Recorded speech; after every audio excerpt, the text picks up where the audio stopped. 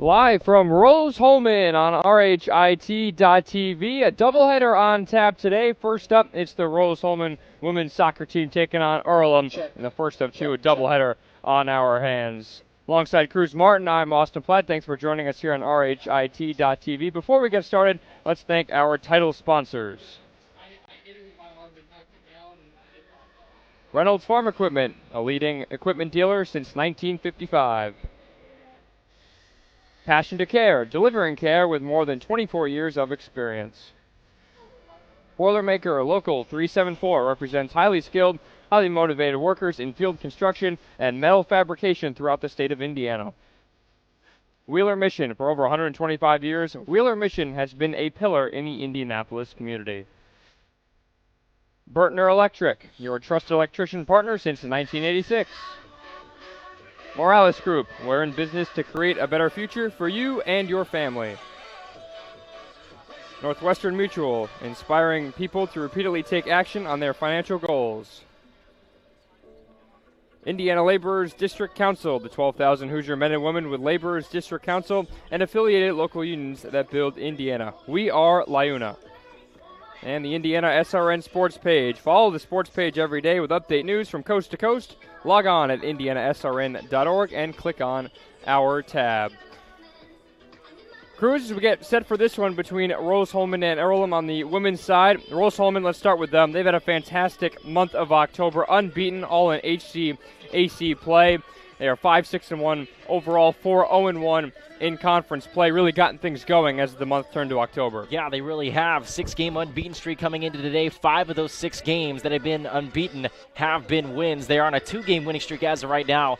And what has really impressed me, they've scored multiple goals in 4 of those 6 games during that stretch. And you mentioned the unblemished conference mark up to this point. Again, 4-0-1. Really good month of October for Rose-Hulman. They're looking to continue it today against Earlham.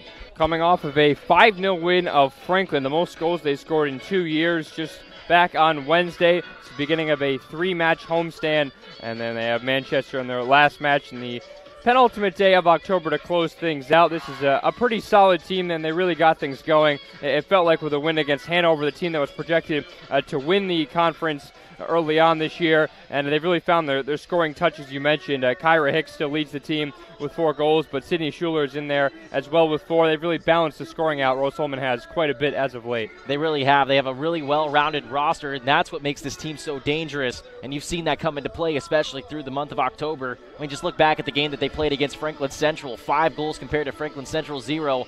4 assists. They recorded 21 shots, but their defense was also fantastic as well. Held Franklin to 1 shot and no shots on target. So their offense is great, but their defense is just as effective.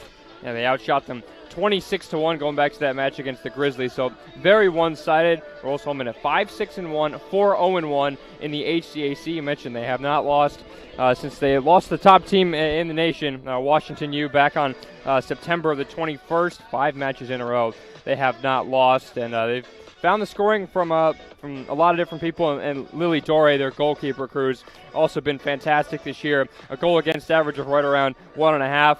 Has played practically every minute this year, and she's great between the sticks. Yeah, no doubt about it. She did have a whole lot of action against Franklin this past week. We mentioned only 1 shot, not a single save recorded because no shots were on target. So it'll be interesting to see how fresh she is coming into this game, considering that she had a relatively relaxed day the last time out. And they'll have to go up against Earlham, who is not a great goal-scoring team, but nonetheless they can put goals on the board, and that's something that Rose-Hulman's defense is going to have to be aware of. Yeah, Dore this year, 34 saves, a 5-6-1 record. Does have 2 shutouts to her name. Now let's flip the page. We talk about Earlham now. 2-5-4 have really struggled this year, especially on the offensive side. Just 1-2-2 in the conference. They played a lot of their matches at home. This will just be their 4th road match of the year. Looking to turn things around. They have not scored a goal in their past 2 matches, albeit they kept clean sheets and earned a point with a pair of scoreless draws. But looking to turn some things around today on the road, and it's really the scoring has been the issue for them this year. Yeah, exactly. Their defense is held up there under the bargain, but the offense, like you mentioned, hasn't been able to strike, and that's what's so key to this team's success. It's not as though that they're giving up a lot of goals and that their defense is not keeping up there under the bargain. It's, again, like you said, the scoring. They need somebody like Mallory Smith, who leads the team in goals this year with 4 on the season, or maybe even somebody like Mallory Rich off the bench today who has 2 goals on the season. They just need somebody to be able to find the net, and that's going to be key for Earlham today. And Michaela Harry in net for the Quakers. HCAC ranked Defensive Player of the Week, has not allowed a goal in the past 2 games despite facing a combined 60 shots. She broke the school record for career clean sheets. Earlier this year, she's already got 5 shutouts to her name in 2024. You mentioned Mallory Smith, the main player to look out for. Mallory Rich also with 2 goals, just 9 goals this year for Earlham in the 11 matches they've played in. So less than a goal a game, but on the defensive end, they allow just about a goal a game. They've allowed 12 this year, but the shot differential has been very one-sided. We'll take a break here on RHIT.TV for the national anthem and starting lineups, then be back for first kick between Rose-Hulman and Earlham here on RHIT.TV. Always a front row seat. We encourage you to subscribe to our YouTube channel, IndianaSRN. Hit the bell to get notifications for upcoming games and more. Watch as many games as you want, as many times as you want. A good engineer, a good mathematician, a good scientist can identify problems. But in order to be a great scientist or engineer, you've got to have curiosity and you've got to have creativity, and that's what's going to set you apart. You can't teach curiosity. You just need to encourage your students to be curious. Curious in anything that they do. Curious so that it brings out the innovations, the new ideas. 575 of them from 40 states and 19 countries, with a record-breaking number of applications. Did you forget about Rose's outstanding class of 2023 and how 99% of the graduates have landed a position in their dream fields, graduate school, or the military? The renovations to Munch Hall are finally complete, so I'm sure he'll have plenty to eat at the updated Munch Cafe by the new Living Mall.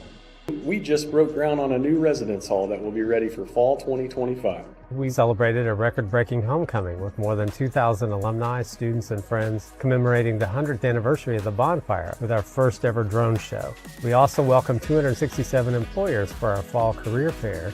And perhaps the greatest gift of all, the Wall Street Journal named us to one of the top 20 best colleges in America, and U.S. News & World Report named us the #1 undergraduate engineering college. You can be a little old for a lot of things, but you're never too old or too far away for Rose-Hulman.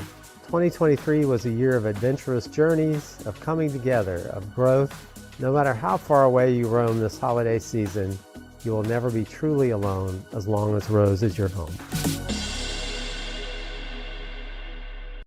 We encourage you to follow us on Twitter at IndianaSRN.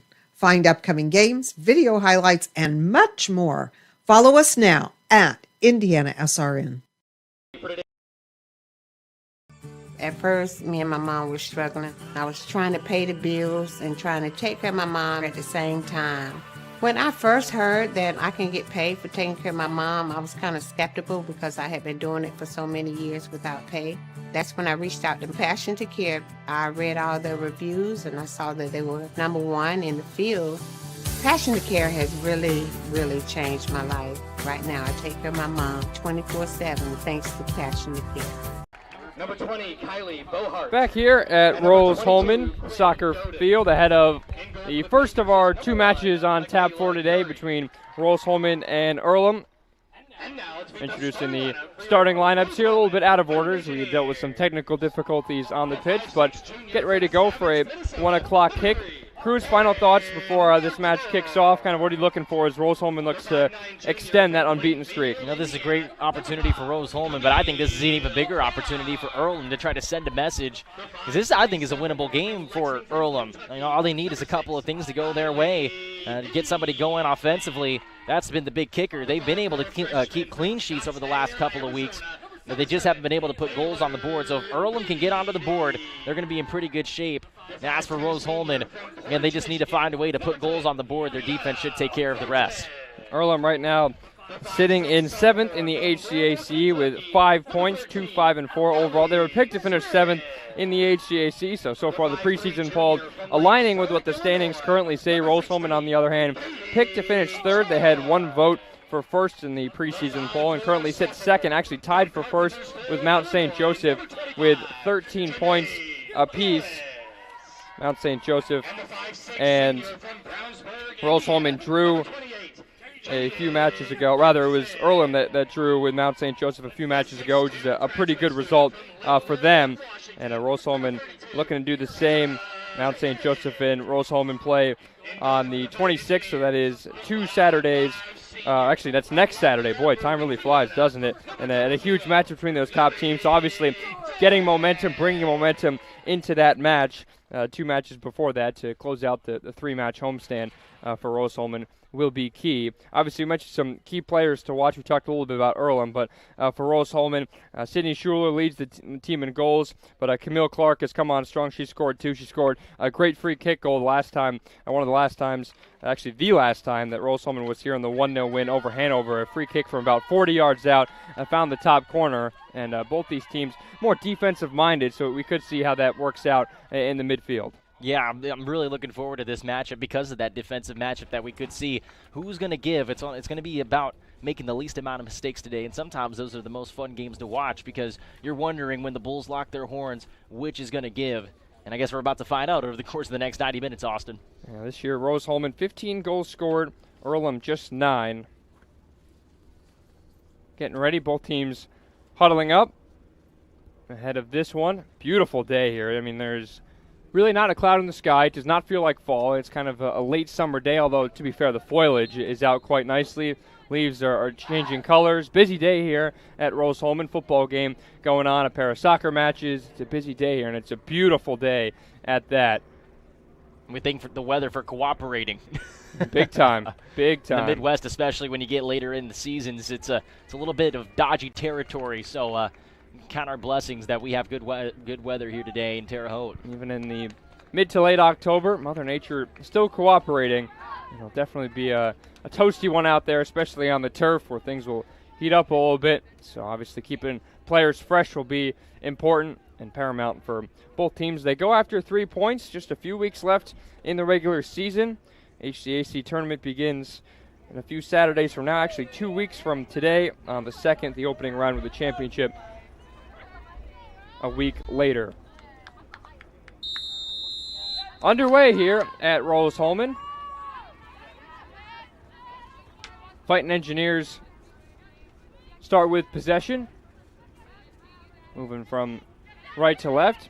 Ball over looking for Lauren Marquardt is picked off. Settled down by Stone. And she'll play it back for her own back line. Both teams aren't going to be afraid to give the opposition a lot of possession, especially in their own half, as we see here with the Quakers to start things off. And I think early on, Austin, in this game, this is going to be a bit of putting your toe in the water, trying to get a feel for the game, trying to see what kind of defensive sets that each other are going to throw at each other. And once they start to feel out their opponent, that's when I think the aggressiveness will begin to go for both teams. Well, someone picked off a pass from the Quakers, but couldn't get it ahead. And now Earlham, a dangerous one, can find the feet of Martin. Martin, she can fire from here, and she does, but it's just high of the target. Rather, that's Kyra Hicks, I should say. 4 goals this year. That big frame in the middle. A dangerous pass. You have to be careful trying to pass the ball around your back line, making sure you get it out of the way of the 6'2" graduate from Linwood, Washington. Certainly a ways away, but Hicks has found a nice home at Rose-Hulman. Now another chance for Marquardt into the box. Hicks flicks it back, cleared out, and it will go behind for a corner. Early pressure here from Rose-Hulman, their first set piece of the afternoon, and they will cue everyone up in the box. It was Quinn Doden who came from behind, who was able to get a leg on that one. Earlham's defense going to have to stand strong again, though. Ball towards the middle. They get ahead on it, but it goes just high of the target. That's Sydney Schuler. 4 goals this year.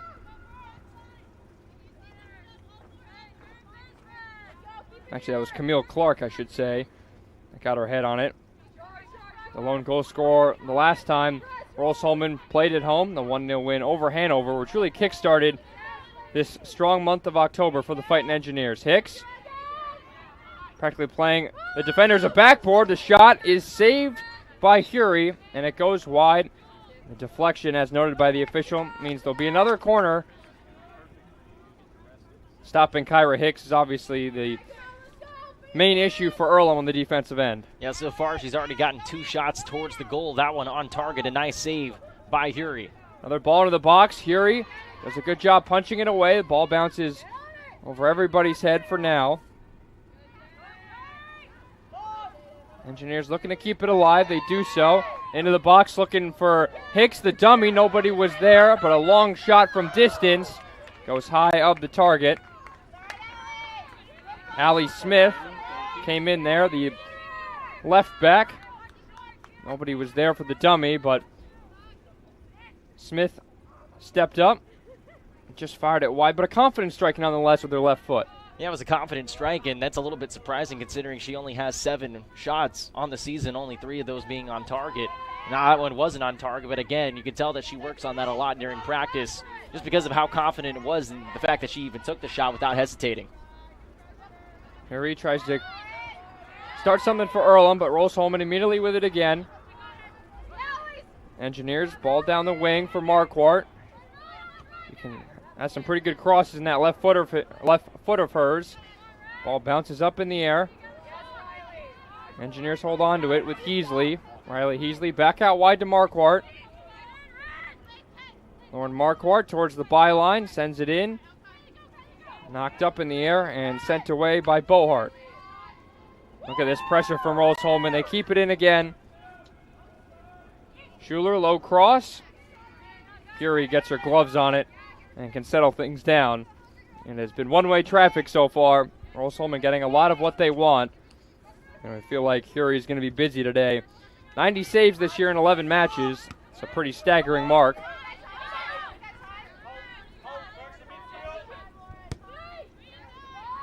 First time today the ball's been in this half of the field. Janae Gillis getting the start for just the second time this season. Accumulated just 53 minutes coming into this one in the middle of that Rose-Hulman back line.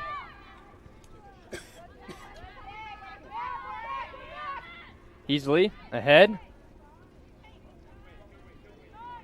Ball is cleared away for now. Away from Katie Choi, and now all the way back to Hury in net. This is a good opportunity to reset right here for Earlham. Obviously, they've been on the defense for most of this game up to this point, even though it's still early, but they're going to have to be very strategic about how they move this ball off the field because I have a hunch that if Rose-Hulman gets this ball, especially near their attacking third, they're going to try to make a quick run to the goal. West for Burley, and now in the middle to Juliana Russell. Continuity very important in this back line. And for Earlham, they've been together a lot this year. A lot of them have been able to stay on the field. There is Kylie Bohart. Ahead. Dealt with by Gillis, and a good turn to realize she had Taylor Beatty just behind her.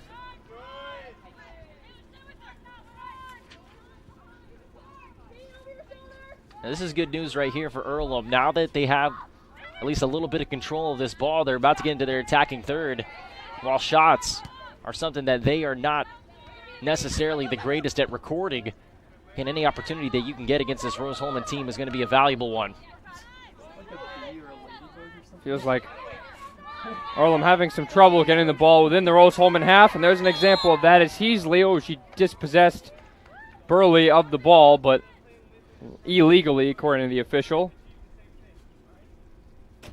That was a bit of an interesting look right there for Earlham. With the ball was number 18, Liz Burley, like you said. Looked as though her cleat might have gotten caught on the turf as she was trying to kick it away. Not a whole lot of contact, at least from what we could see, but the referee thought otherwise. That's why he has the whistle. We do have a pretty good look right around the halfway mark of the field, and the official was more towards the attacking half, expecting a ball forward, but maybe saw something behind the play that we didn't. Bohart, a good ball for West on this right wing. Look at this pressure from Rose-Hulman. Fighting Engineers looking for the throw-in, and they'll get it, as it did take a deflection off of Sammy West in the very end. That was good swarming defense on Rose-Hulman's Lauren Marquardt. Now Rose-Hulman able to push Earlham all the way back to their own goal. A lot of pressure from this Rose-Hulman team. That's what they like to do in the midfield. Try and prevent the opponent getting anything going in the offensive end. Heasley takes it away. Quick one-touch pass from Kiana Martin. It's a nice give and go. Back to Martin. She's got some room on the left. Dribbles. It's a heavy dribble into the box. Catches up to it. Low cross, though actually the ball went out of play. It will be a goal kick. Here he jumped on it regardless, but she's got the ability to set it down and boot it away. Harry, lucky she got her hands on that ball. She was in a vulnerable position by laying out for it. If she was not able to reach that, it would have been a wide open shot for Rose-Hulman inside their own 6. Instead, Curie was able to get her hands on the ball. Now Earlham has a chance to flip the field. Hallie Bohart ahead to West. That ball all the way down the line took a deflection. This time it'll be an Earlham throw.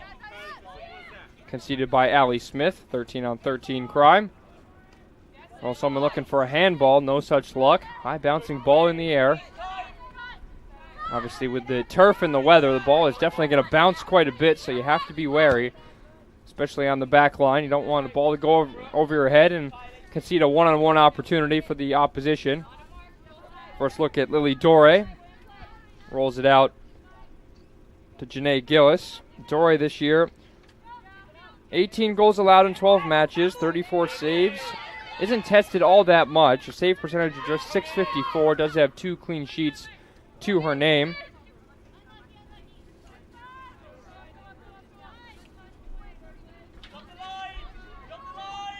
Senior goalkeeper from Lafayette, Louisiana.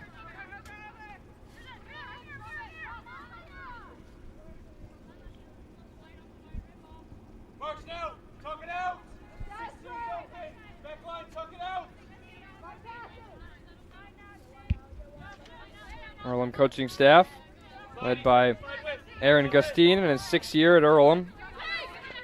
Looking for the back line to communicate a little bit more and nearly get some pressure.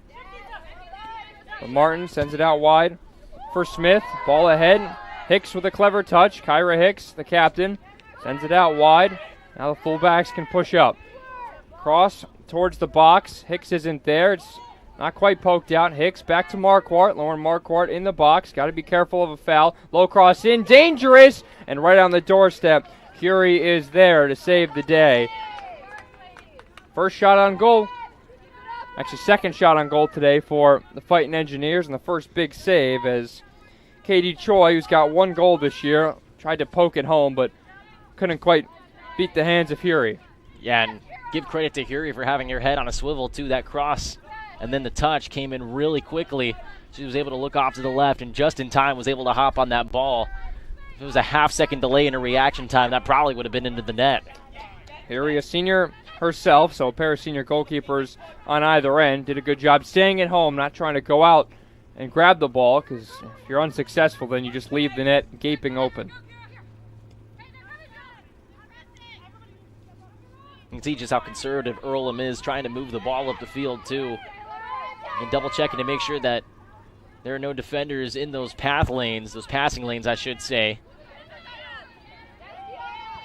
Which is a smart idea, especially when you could slow the tempo down. Unfortunately for them, though, Rose-Hulman likes to play quickly, and we're seeing an example of that right now. Smith ahead to Marquardt. Pass a little heavy.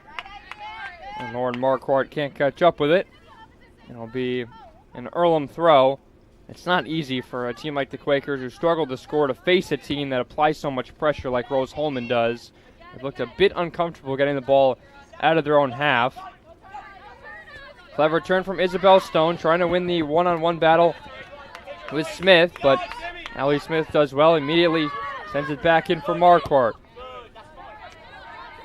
It's almost like Rose-Hulman is playing like they're down 2 or 3 goals in the second half with their urgency, but it's just 12 minutes into the first half with no score. That's how Rose-Hulman likes to operate. They move quickly in the midfield and make their life difficult on the other end. And they'll get a throw-in on the far side. I'd say you really hit it on the point, though, Austin, with the amount of urgency that we've seen so far from Rose-Hulman. I think this is something we're probably going to see throughout the majority of this game. It seems as though this is just their playing style. That's kind of what they like to do. And Earlham, almost the reciprocal, likes to slow things down.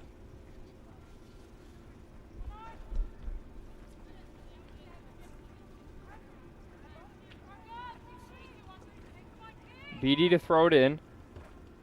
Kept it on the far side. Knocked up towards the box. Marquardt is there, trying to head it down to herself. Marquardt now chests it down, surrounded by plenty of Quakers, and they finally clear the ball out.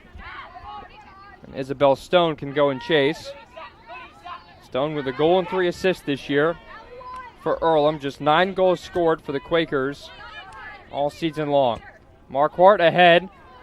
Hicks is onside. Kyra Hicks converts with her left foot. Hicks' 5th goal of the season gives Rose-Hulman a much-deserved 1-0 lead inside the first quarter hour. And Hicks is lucky. Didn't seem as though she got the strike that she wanted with that foot, but nonetheless was able to guide it towards the goal. As they caught the back line of Earlham sleeping. Again, you can see right there, just went over the top, about whiffed on it, but she was able to get enough of a foot on it to be able to direct that in. That's exactly the start you want if you're Rose-Hulman, and if you're Earlham, the exact opposite. That's exactly what you didn't want to do to start this game. Hicks will tell you she struck it perfectly. A goal is a goal nonetheless. Went for precision over power on that weaker left foot of hers. And just got enough to squeeze it by the right post and give Rose-Hulman the lead. Now I'm interested to see, Austin, now that Rose-Hulman is on the board, if they continue with this aggressive style of play, and we're going to find out here in just a minute as the Fighting Engineers take control.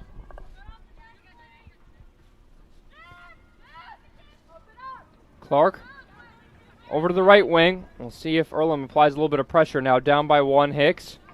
Out wide, ball is kept in and sent away ferociously by Heasley. Going back to that goal, Hicks was just onside too. Those long strides of her could have been detrimental if the assistant official raised his flag, but stayed onside, kept her composure, and gave the hosts a lead. And usually, Austin, when you see somebody with the size of Kyra Hicks, I mean, it is usually on the defensive side of the ball. It's usually towards that back line, but having her as a forward, especially in situations like that where her long strides can allow her to outrace the defenders that she's going up against and also be rather shifty with the ball at her height, is really impressive and unique, I should say. Absolutely. You got to make sure you keep her in front of you at all times, and by a few steps as well, considering she can make up ground like nobody else with those long strides. Smith ahead for Katie Choi. Smith sticks her left foot into it, sends it high into the afternoon. It's over the head of 1 Quaker, and now Hicks, who's not afraid to shoot from this distance, has a go, and a nice save by Curie on the short hop. And now the Quakers changing things up. Mallory Smith and Isabel Stone switching, so now Smith will be on this right wing, and Stone will be on the left as the 2 forwards in this formation. Russell sends it down, but only finds the feet of Lauren Marquardt. Right in the middle for Hicks. Taps it down and then back out to Marquardt. Choi trying to find an opening. Sent over, and then the header towards the net from Jaden Gibson, easily into the hands of Fury, who has been busy so far. Couple of saves, couple of corners her side's had to defend, and already 1 goal allowed by Kyra Hicks. Now, I think the biggest discrepancy right now is the stat. Shots 8-0 in favor of Rose-Hulman up to this point. Earlham has yet to get one off. Earlham this year just 99 shots in 11 matches played. That's an average of 9 shots a game. And about slightly over half of those are on goal, but just it's the number of opportunities, the volume that's been lacking for Earlham. And it's not easy. They've barely been in the opponent's 18-yard box, and now a ball into that goal box. Chasing after it was Smith, but Dore comes off her line to make the play, and now she is in no rush to send this ball away. Takes a few dribbles and then knocks it towards the halfway line. Choi turning, will race for it alongside Bohart, who's attempted pass back towards Fury was unsuccessful, didn't get the angle on it. And that means Rose-Hulman will have another corner. We'll have to wait for everyone to queue up in the box. They didn't expect this set piece necessarily, but another chance for Rose-Hulman to double their lead.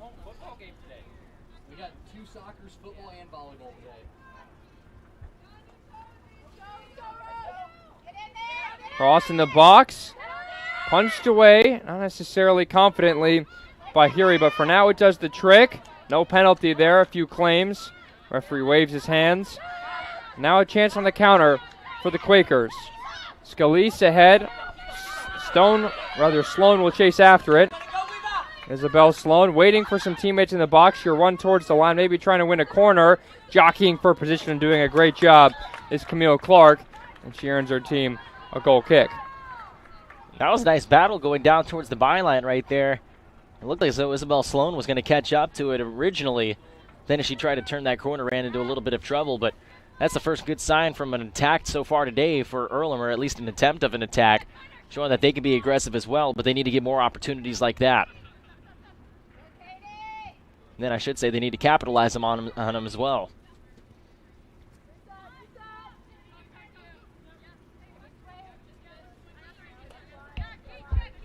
Camille Clark, center back in this back line, a sturdy option in the middle. Heavy pass for Gillis. She keeps it alive. And a good job by Earlham to step up and win the ball. A great run here. A low shot as she was waiting for Mallory Smith to get in the box, but instead it just finds the hands of Dore. She'll quickly send it away for Marquardt on this near side. First shot on the board now for Earlham.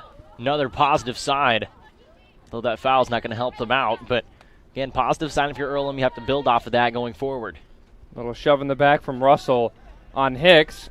Took that one, took the ball at least high in the shoulder, maybe even the face, but she's okay and will now get ready in the boxes. Smith will send this ball away. Towards the box, Hicks trying to win it, nearly goes over everyone's head into the back of the net, but Hury on her tippy toes does a good job avoiding Rose-Hulman from adding a second goal. But she feels exactly what they're looking for right now before they can really feel comfortable. As we know in a sport like this, one goal lead is definitely not enough, and even with the lack of offensive firepower this year from Earlham, Rose-Hulman will still feel that one moment of brilliance could change everything. And so far, Austin, we're seeing the first pushback now for Earlham against this Rose-Hulman team. Now, obviously, there's a little bit of a bad break for Rose-Hulman inside the 18 just a minute ago, but again, sometimes that's what it comes down to. Soccer can be a game of chance sometimes, and sometimes the ball bounces your way, sometimes it doesn't, but you have to take advantage of it when those opportunities present themselves. Ball ahead for Sloan. She won't get on the end of it, but Gillis clears it away. And a throw-in in the attacking third, really for the first time today for the Quakers. Trailing by a goal as they've had to do these last 10 minutes. Burley turning, trying to win the ball, does just that. And now opts to go back. Earlham's had problems moving the ball forward. A lot of the times they just opt to play it towards the back line. Here's a through ball towards the middle, but a little too firm for Sammy West. One goal this year for West. Freshman from Ohio. In her 5th start of the year. Averaged a shot in each of the previous 4 matches she started. 2 of those 4 shots have ended on goal, and one of them found the back of the net.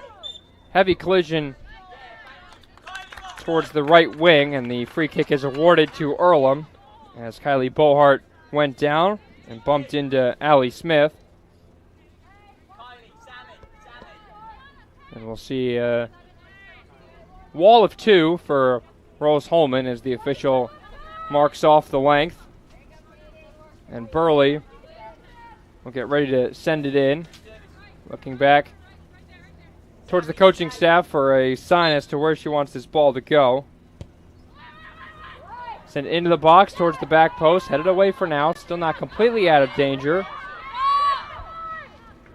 Rose-Hulman swarming, trying to win the possession back. Confident move by one of the Quakers. Surrounded 1-on-3, practically took the entire Rose-Hulman back line on, but wasn't successful. Sloan sends it in. To chase is Smith, but it's sent away before she can get on the end of it. Earlham enjoying some nice possession in Rose-Hulman's half. Looking for their first shot on goal. They only have one shot so far compared to Rose-Hulman's 8.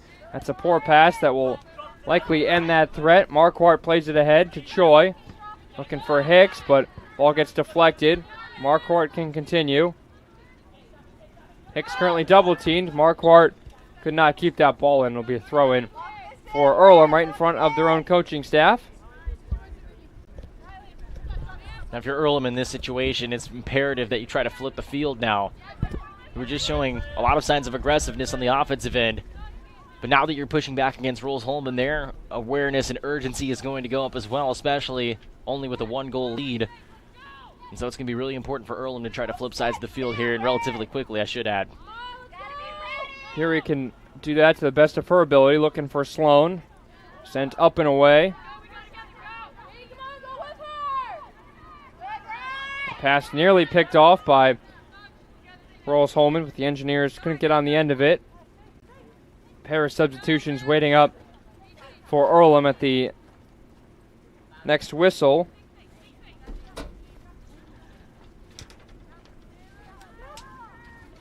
Pair of freshmen getting ready to enter the game. And Rose-Hulman looks like they're going to make a sub as well. The ball goes out of play. Now the official will stop and wave on those subs. So Mariana Mendez and Mallory Rich, a pair of freshmen for Earlham, enter the match, as does Emma Johns, who has come off the bench in all 13 matches this year. Johns will replace Katie Choi. And subbing off for Earlham is Sloan and Diane Scalise.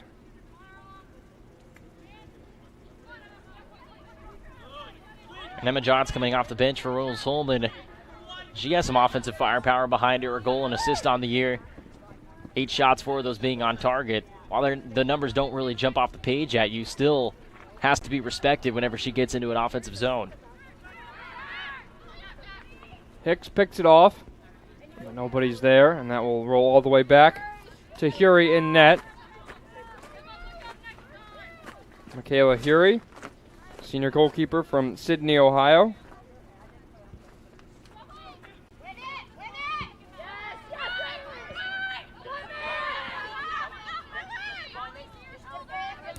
Here's West. Ball got pinballed, but stays in play. Marquardt can't quite win it as Smith and West do a good job. And now Smith trying to win it. Captain Zarban dropped behind, but continuing is Kiana Martin. Martin into the box. Cross in, back post. It's knocked in for a second. Who else but Kyra Hicks? A great ball in for Martin. Hury may have gotten her gloves on it, but it wasn't enough. It was knocked in by Hicks for her second of the match, her 6th of the season, and Rose-Hulman now in front 2-0.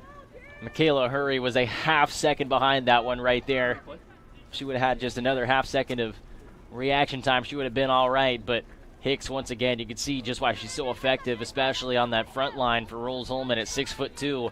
Really hard to go up against that, but give her credit, 2nd goal of the day, and now Rose-Hulman has a little bit more of a cushion, but Austin, it's arguable to say that a 2-0 lead is one of the most dangerous leads you can have in soccer. You really figure that Rose-Hulman's not going to change the way they play. They're not going to sit back any more than they were, and they were really pressuring throughout the entirety of the first 25 or so minutes, and you doubt that'll change. We'll see if Earlham can respond. Mallory Smith played it back for Burley, but couldn't get it back in return. Marquardt will send it in. Cutting towards the middle. Marquardt waiting, finds Hicks. Quick pass. Troy plays it ahead. And Johns off the bench looking to make a contribution to her cross into the box. Easy this time for Hury.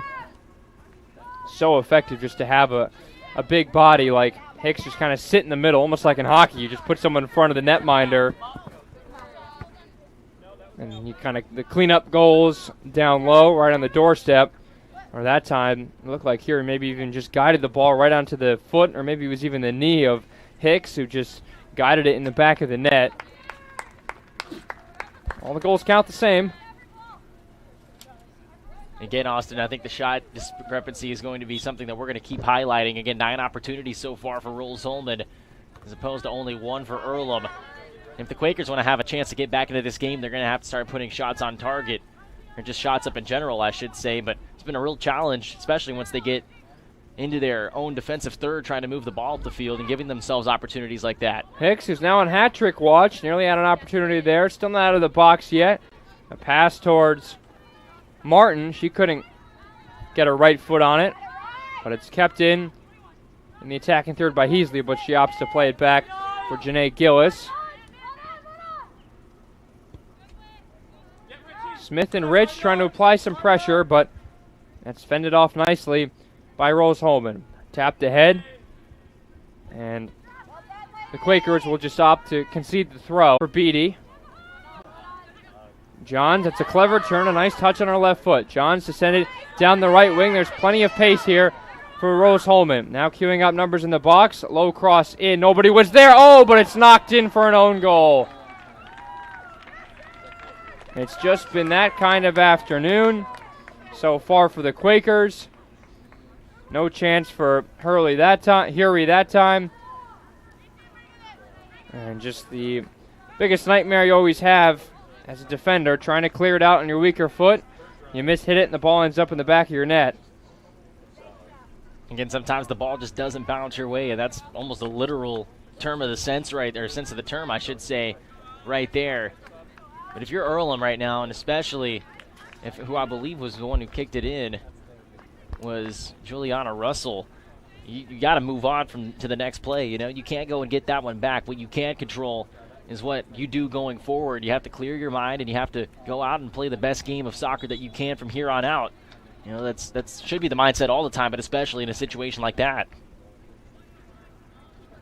Everyone goes through it at least once in their career. It's all about how can you respond. And Earlham just has a team kind of huddled up there looking to really erase what's happened in the first half an hour as they've gone down by 3 goals. Now Hicks has been subbed off, so maybe we'll see a change in the fortunes here. Smith trying to get on the end of one off a deflection, but it's sent up in the air. It was indeed Juliana Russell. Gets tagged with the own goal. Sophomore from Kinston, North Carolina.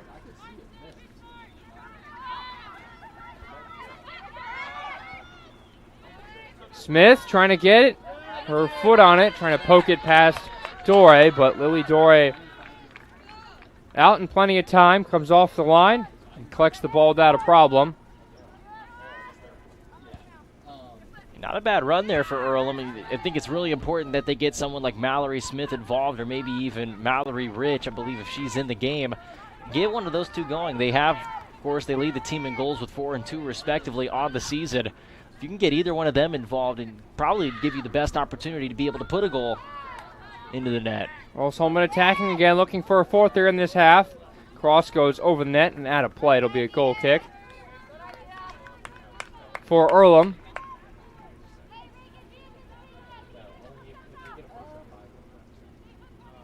Uphill battle from here for the visitors, who hadn't conceded in their past 2 matches, but now in the span of half an hour find themselves down by 3 goals. It's one of the top teams in the HCAC. Earlham's last win came against Manchester on October the 5th. That was 2 weeks ago in a 3-0 win.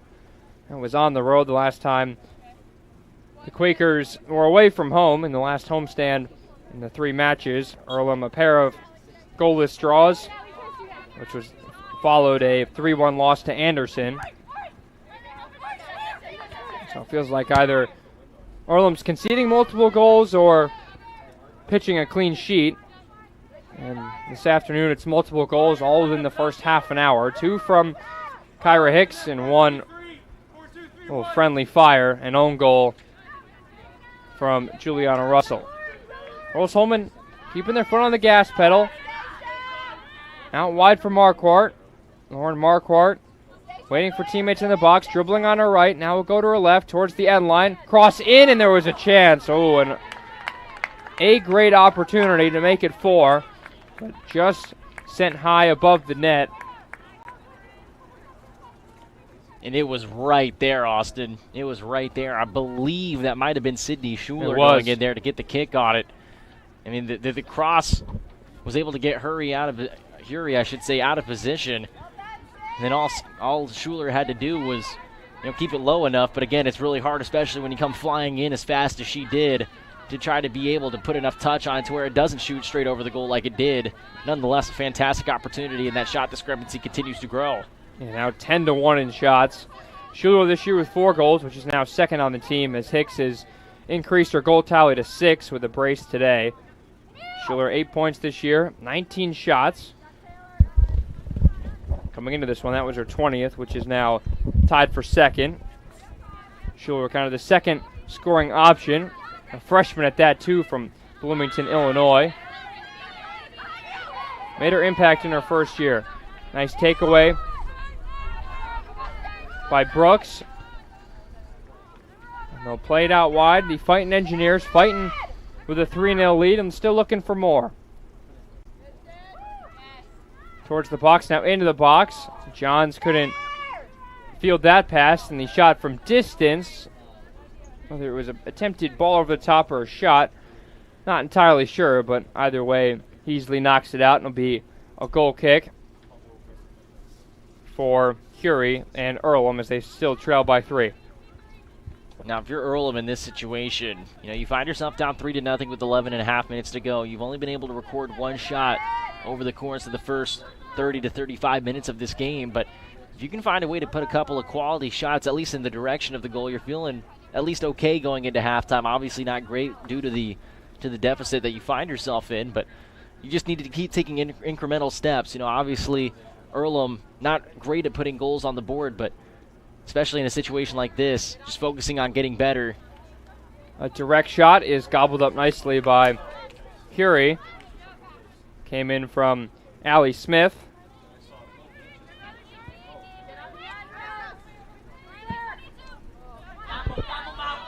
Ball sent down the line. Smith trying to win it.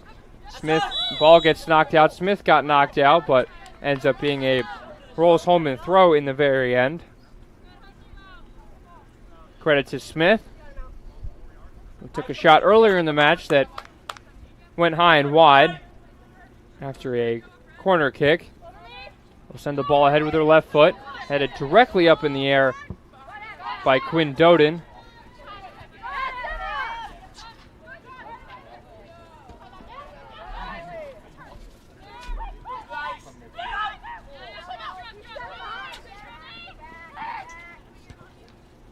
Ball out wide. Smith's got to chase after it when we're running out of room.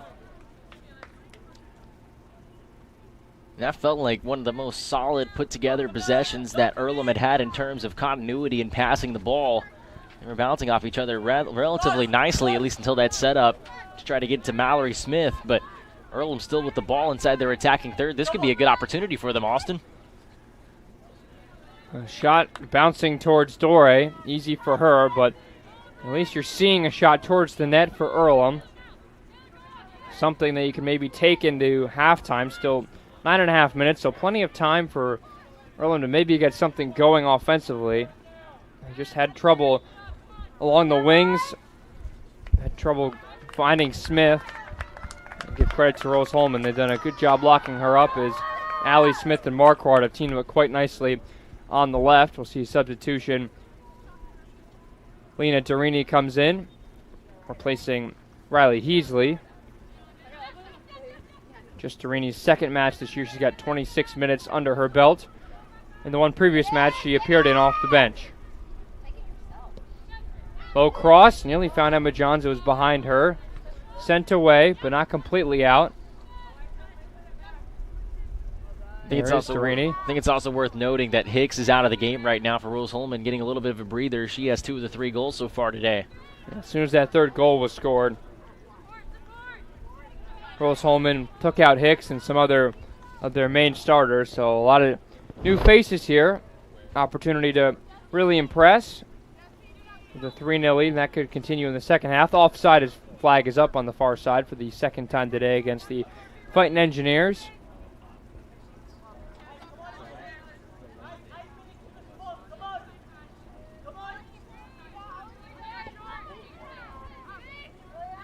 I want to see, Austin, what Earlham can do over the course of the last 8 minutes or so. We just saw a really solid possession from them. They're getting pushed back all the way to their goal. They had great passing continuity on that last run. It resulted in a shot. Let's see if they can do it again. Rose-Hulman has dominated this matchup against Earlham.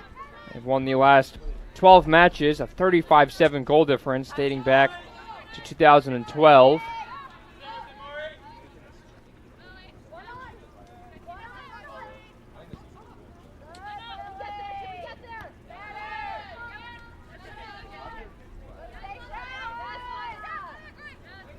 Poked ahead by Alex Adams. Johns will chase as the ball rolls back to Hury.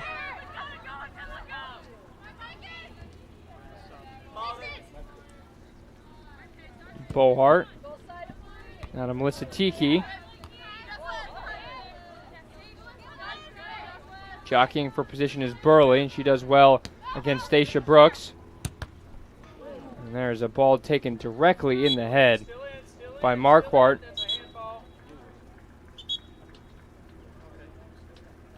Referee immediately pauses and calls on the trainer here. And there's the one thing you have to be careful of. You take one directly in the face. Marquardt with a smile on her face, which is always a good thing, but looks like she took one right around the nose. She certainly took a shot, didn't she? Yeah, that was point blank. Not much you can do about it. You know, and sometimes it's more scary more than anything because of how fast that comes at you. Yeah. Can't react in time. The good thing is she's walking off under her own power and seems, at least for the meantime, to be okay. Yep. She'll get some medical attention and check out of the game for now, replaced by Hernandez, making just her third appearance this year.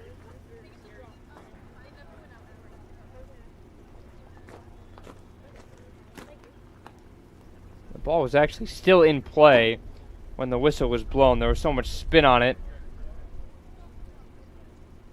I think I heard one of the officials mention a handball. I think that the ball didn't go out of bounds. They thought there might have been a stoppage or something like that, but it means Earlham's going to get the ball back.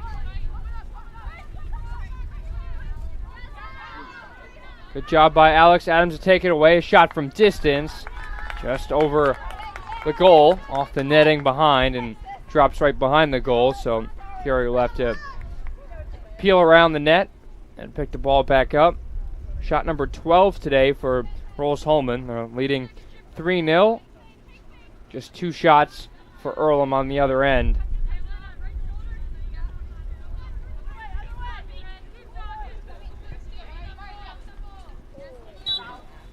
A foul right near midfield, conceded by Clark, and she'll chase back. Earlham maybe trying to play it quickly here, trying to catch the Engineers off balance.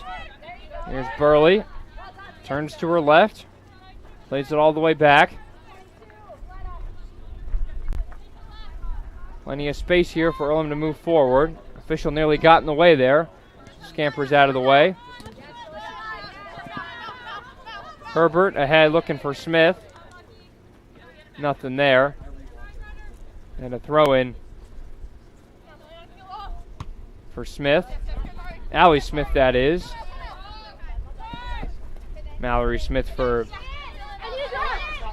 Earlham as that ball stayed in play going up against Allie Smith. So Smith on Smith crime. Ball just knocked out of play. Rolls near us. And out of play. 5 minutes left in the first half. Comfortable 3-0 lead for Rose-Hulman. They got all 3 goals inside the first half an hour. Kyra Hicks has a pair of goals. Third one coming off the foot of Juliana Russell, an own goal inside her own 6-yard box. Johns trying to get something going, but was immediately met by a pair of Quakers. Smith plays it up ahead to Doden. Ahead by Meister. Pokes back out, and Rose-Hulman can maybe move the other way with Adams. Trying to get that ball off the head of a Quaker. Cross towards Johns. Wouldn't find her. It was cleared out nicely by the Quakers. Well, I'm trying to get something going and try and get Smith going down the middle. But the pace of the ball was more than the pace of Smith.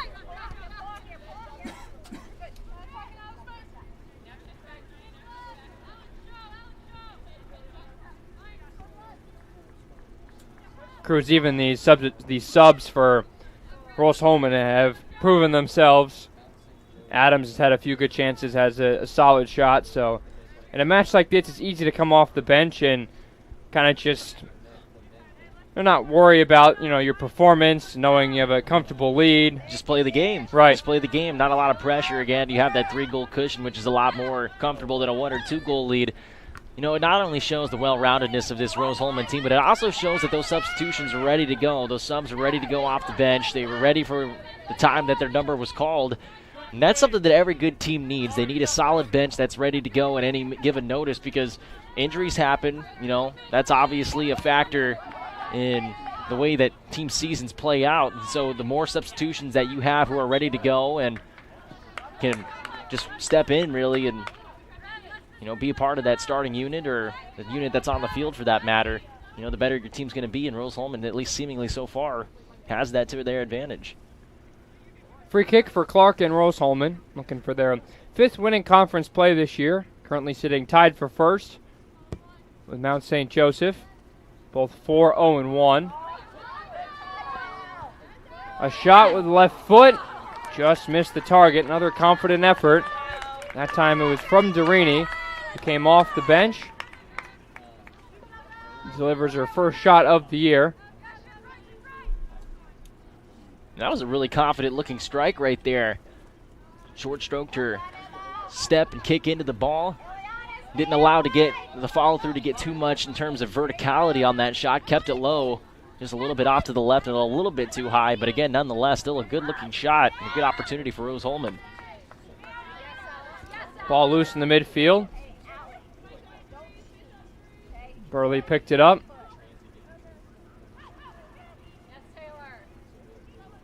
Relentless pressure from Rose-Hulman throughout the course of this one. By the way they're playing, you couldn't tell they were up by 3 goals. They're pushing every second and trying to make Earlham's lives difficult. Here's a chance on the edge of the box. A shot with her left foot, just high and wide. That was Alex Adams, who has been a bright spot off the bench. One of the first substitutions to come off for Rose-Hulman. Has 2 shots, both with the left foot. That one was a little closer. It was just a little high. Adams couldn't keep it down. It definitely had her spot picked in the top left corner. And again, another confident-looking kick. And Adams has done a lot of good stuff off the bench, including today. You just saw that shot, but she has nearly the most amount of shots on the team, with 20 on the year coming into today. That actually ranks 2nd on the team. That's ahead of somebody like Sydney Schuler, who is tied for the leader in goals on this Rose-Hulman team. So Alex Adams, a dangerous weapon. Ball sent ahead. Dealt with nicely by Gillis.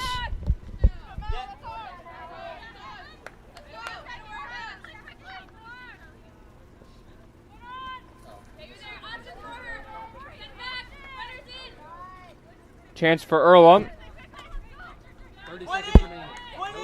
This is a corner. Less than 30 seconds left in this first half. High cross into the box. Dory comes out. Can't quite punch it away. She retreats back into goal. Sent away by Rose-Hulman in the final 10 seconds. Earlham will fail to keep the ball in. And that will do it for the first half of play. A very, very dominant first half. 14 shots for Rose-Hulman. 3 of them found the back of the net. And the Fighting Engineers with a comfortable 3-goal cushion after the first 45 minutes. Cruz, it's about as good as you'd expect from Rose-Hulman. Really playing their best soccer in October, and that has not changed today. Exactly, and Hicks was a major factor in that, again, getting 2 touches towards the goal and converting on those. And, of course, the own goal scored by Earlham, but nonetheless, Rose-Hulman still would have the advantage. They've really controlled this game in terms of tempo, and their defense has also stepped up big time as well, only holding Earlham to 2 shots through the first 45 minutes. I'd say dominance would be an understatement, Austin. 3-0, the score. Rose-Hulman leads a pair of goals from Kyra Hicks. The third goal coming right around that half-hour mark, an own goal from Juliana Russell. 3-0, all right, Rose-Hulman leaves over Earlham. We'll take a break and get ready for the second half in about 15 minutes or so as you're watching Rose-Hulman soccer on RHIT.TV. A good engineer, a good mathematician, a good scientist can identify problems. But in order to be a great scientist or engineer, you've got to have curiosity and you've got to have creativity, and that's what's going to set you apart. You can't teach curiosity. You just need to encourage your student to be curious. Curious in anything that they do. Curious so that it brings out the innovations, the new ideas. To go way back on the path and then over, so let's see, let's ask some goals. Yeah. Rose Rocketry was founded to put Rose-Hulman on the map for places to go if you're interested in aerospace. Rocketry is a club and a team for anyone interested in any aspect of hobby rocketry, aerospace as a career, or space in general. Rose Rocketry has several different pillars that we try to pursue for all of our members, one of them being the NASA USLI competition. The NASA University Student Launch Initiative is for college students and universities to get experience with high-power rocketry, get experience in creating proposals for NASA. They put us through the same rigorous process as they would all of their contractors. We write proposals, critical design reviews, we write flight readiness reviews, and then we can go and present all of our learnings to the NASA board and they can ask us questions. And having that kind of hands-on experience where you can point to it and say, hey, I want to work at your company. This is what I've done to show that I'm valuable to your company. I've built rockets before. I've written proposals for NASA before. Another part of Rose Rocketry is the research aspect. Because Rose Rocketry's goal is to help students pursue aerospace as a career, we want to try to encourage people in whatever field, in whatever subset of rocketry they are interested in. For example, we have a bunch of students working on what's called Rose Propulsion Laboratory, and we are able to provide them funding, even mentorship. Another aspect would be electric ion propulsion. We have a couple students who are really interested in in-space propulsion specifically. And then there's also SmallSat. Rose SmallSat has the goal of launching a nanosatellite, which is around this big, into orbit within the next 3 to 5 years. And this is a really ambitious project, and it wouldn't be possible without the support of Rose Rocketry. My favorite thing about Rose Rocketry is how open we are.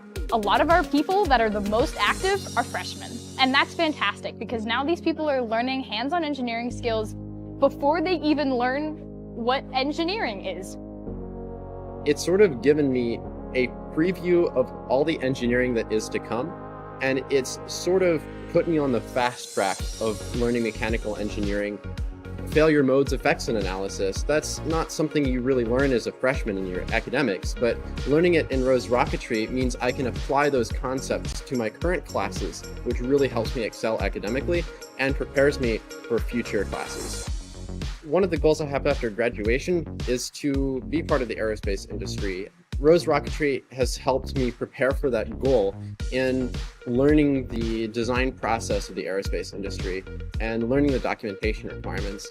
And it's also given me the opportunity to step into a lot of design areas and a lot of manufacturing areas that I haven't been exposed to before. And I think Rose Rocketry provides that really collaborative and friendly atmosphere. We really learn to work with each other, especially across multiple majors.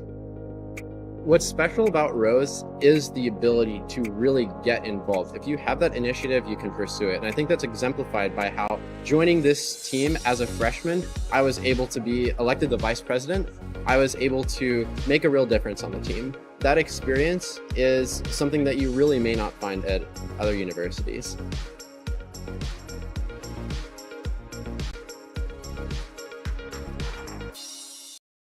If there is one thing wrong in your aircraft, you're gonna fail it.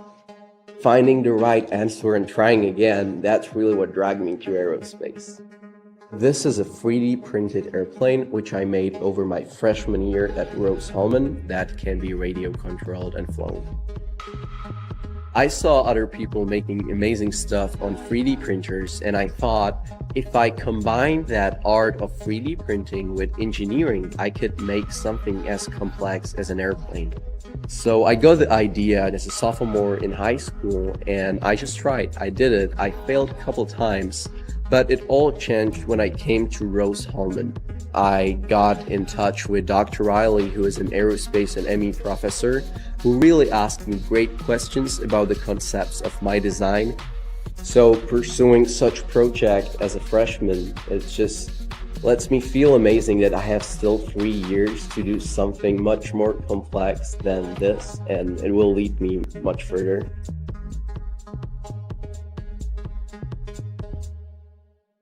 An active athlete looking for enhanced performance, comfort, and recovery? Then Skins is the perfect choice for you. Our revolutionary sports compression product provides better oxygen flow in your muscles, helps reduce fatigue and pain from intense physical activity, allowing athletes to push their boundaries and perform better. Skins helps keep everything, including you, on track. So don't wait any longer. Get your Skins now and experience unbeatable performance. Take your game to the next level with Skins. They say nice guys don't finish first. So maybe it's time to reconsider what it means to be first. It's about being your best, but knowing you could be even better. It's being present, but respectful of history. Sure you want to make that move? It's donating something more valuable than money. It's believing in yourself and something bigger. It's coming from different families, but treating each other like brothers. It's not just being a man, it's being a Mason.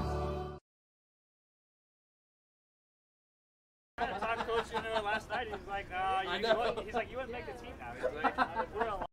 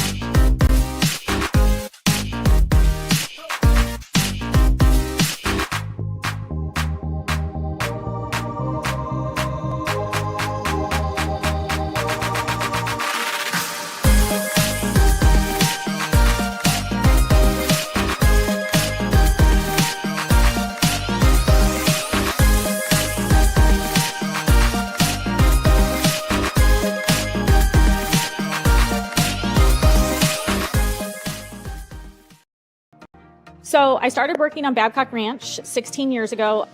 We designed a sustainable community that is also storm resilient, and also it has a ton of flood control associated with it. It has 75 megawatt solar facilities on site, which will cover the entire 18,000 acre community. In September of 2022, we had Hurricane Ian. We had 150 mile an hour sustained winds for about 10 hours and 21 inches of rain. Babcock really had little to no damage at all. We were the only place in a 2-county area that had any electric or any available drinking water that did not need to be boiled. And Rose really prepares you to go out, think outside the box, and problem solve. And I think for any major at Rose-Hulman, that's what you're getting. You have the ability to go out and create something new and innovate and change the way that we live as humans today.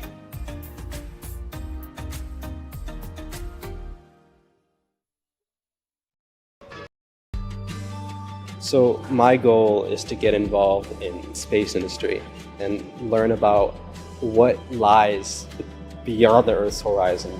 I came across Rose Rocketry. I saw, hey, they're doing some really cool stuff. They're building rockets. I really grew a lot being as part of the team. Last year, through Rose Rocketry, I was able to attend SED Space Vision 2022, which was a student conference for people who want to get involved in space. And I was able to go to Washington, D.C. and talk to so many people within the space industry who come together and say, this is what the next goals for space are. Being at Rose, I was able to hone my engineering skills to push myself to get involved in the field further and learn about all these different opportunities. And I don't think I would have really gotten that at a bigger university.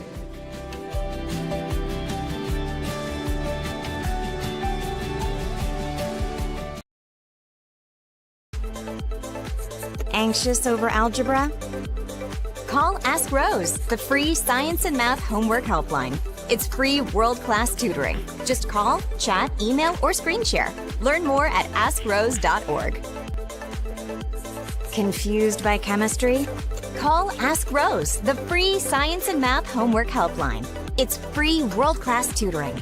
Just call, chat, email, or screen share. Learn more at askrose.org. We're doing things so quickly. A lot of times we know that we need help. So our professors all know us by name. Basically, everybody knows everybody here. That one-on-one personal connection you're getting with the faculty, you don't get that a lot of places. We are not just saying, here, go do this hard project. We are right there with them. We work with them. The faculty are there for you.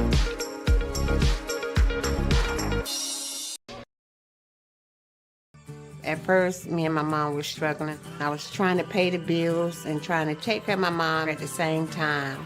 When I first heard that I can get paid for taking care of my mom, I was kind of skeptical because I had been doing it for so many years without pay.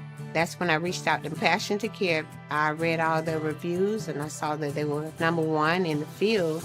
Passion to Care has really, really changed my life. Right now, I take care of my mom 24/7 thanks to Passion to Care. A good engineer, a good mathematician, a good scientist can identify problems.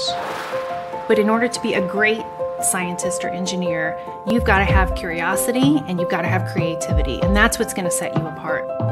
You can't teach curiosity. You just need to encourage your students to be curious. Curious in anything that they do. Curious so that it brings out the innovations, the new ideas. An active athlete looking for enhanced performance, comfort, and recovery? Then Skins is the perfect choice for you. Our revolutionary sports compression product provides better oxygen flow in your muscles, helps reduce fatigue and pain from intense physical activity, allowing athletes to push their boundaries and perform better. Skins helps keep everything, including you, on track. So don't wait any longer. Get your Skins now and experience unbeatable performance. Take your game to the next level with Skins. Well, welcome back to Rose-Hulman Soccer Stadium with the hosts, the Fighting Engineers, comfortably ahead of Earlham by the score of 3-0 alongside Cruz Martin. I'm Austin Platt. Cruz, it was really all Rose-Hulman in that first half. 3 goals all within the first half an hour. They didn't let up, and the shot differential 14-2 just shows you the disparity between these two teams at the moment. Exactly. Rose-Hulman has been extremely aggressive, and they've been successful at moving the ball upfield. They've been able to get, obviously, a wealth of shots, 14 compared to 2, a big discrepancy in the total shots for both of these two teams. As for Earlham, they've just faced struggles in multiple different categories, whether it's defensively, trying to keep Rose-Hulman out of their attacking third. Again, the lone goal that happened earlier today was just a bad bounce of the ball, but again, sometimes that happens in the game of soccer. But they also have struggled moving the ball up the field offensively. That's why they only have 2 shots so far today. They've made a couple of good runs, so they are capable of putting good runs together, getting down the field and putting a shot at least towards the direction of the 6-yard box. But again, consistently so far, it's been all Rose-Hulman. Looking for their 5th conference win of the year, and they are 45 minutes away from doing just that and winning their 6th match of the year as well. They get back to 500, quote-unquote, and then advance to 6-1 after Rose-Hulman lost their first 5 matches of the year. They lost 6 of their first 7, but October has been a much friendlier month. They're on their way to their 4th win this month. They'd be 4-0-1, all in the HCAC in this month of October. Earlham struggling on the back end and in the offensive end as well in this match. They are at risk of falling to 2-6-4 and would drop their third match in HCAC play with just a few weeks left in the regular season. So both teams, after huddling up behind us, trying to find some shade, which there is not a ton of, and on a day like this, the middle of October, usually you'd be looking for some sun, but no, that's not the way today is. Nature's cruel. In some cases, yes. Especially now that the leaves are falling off the trees, too, so that just gives that much less shade to go around. But again, at least of me, I don't like the cold, Austin, personally. I know you're from Connecticut. You might be a little bit more impartial to it, but I'm definitely not a fan of it. I'm just the leaves change and we have the feeling the season's going to change, then let it actually change. This is like another summer day here where it's like, where's the nearest pool? That's kind of the way it is for me right now. Fortunately, I think they're all closed already at this point in the year. Unfortunately, I think that's the case, considering it was in the 50s a few weeks ago. So underway, we are here for the second half. The teams flip the field. A quick through ball for Earlham, trying to get something going here. They really didn't have the ball in Rose-Hulman's attacking half for the first few minutes of the first half. But now that they garner possession to start the second, they can do that. The ball rolls out of play and behind the bleachers, which are still pretty full, all things considered. There's a football game going on right now just to the right of us, a few blocks down. Volleyball later today as well. Obviously, it's just the first of two soccer matches here at the Rose-Hulman Soccer Stadium with the men's teams. Both Earlham and Rose-Hulman will do it again at around 3:30. Tussle for the ball. Won by Jaden Gibson. Gibson rolls the ball down to Emma Johns. Poked away by Russell, trying to keep it in play. Can't quite do that. Concedes a throw to Johns and Rose-Hulman. So we're seeing a lot of the players that ended the first half for Rose-Hulman getting their start in the second. Obviously, at this time of the year, there's a cross into the box. Nearly volleyed down. A second chance poked away. Ball can't quite find the feet of Durini. Stepping up is Hernandez. But obviously having the rest for Rose-Hulman at this point in the year, crucial. Especially when you look at some of the games that they have coming up. You got to travel on the road to Anderson, then you got to take on a really good Mount St. Joseph team who I believe you said was at the top of the HCAC standings. That should be a great matchup coming up on October 26th. That I believe is a week from today. It is. Then you got to end out the season with Manchester before the HCAC tournament comes up. So again, any rest that you can give your starters and also any experience you can give your bench players is going to be key to Rose-Hulman's success throughout the remainder of the season. Obviously, seeding plays a big part as well, so if both teams are tied at the end of the year, which you would think the only way that happens is if the teams draw to one another in their matchup a week from now, and assuming they both win out, goal difference would play a factor as well. So for Rose-Hulman, getting as many goals as possible, and of course, all coaches like to uphold the clean sheet no matter how many goals you score on the other end. Gibson was pointing at the through ball for Johns, but Johns couldn't get on the end of it. Now trying to win the battle. That ball still stays in play somehow. Johns was leaning back, fell to the ground, but kept the ball in play. Earlham might have been better off letting that ball go over the touchline and just going with a goal kick instead of trying to keep it in, because then you get sandwiched down in that corner and it forces an easy takeaway for Rose-Hulman, which they do get. Gibson again towards the end line. That ball does stay in play for now, but it finally rolls out for a throw-in, I believe. Just kidding, it's a corner. So that ball did ever so slightly roll out of play. And Gibson will send it in. Well, ball towards the middle, takes a high hop, headed up, and the half volley attempt into the hands safely of Fury.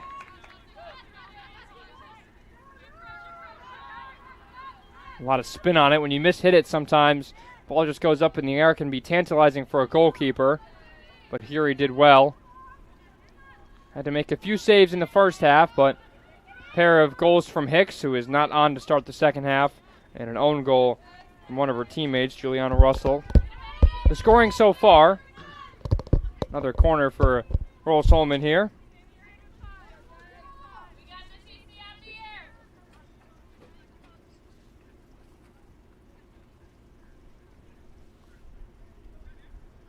Last year's meeting, Rose-Hulman took 2-0.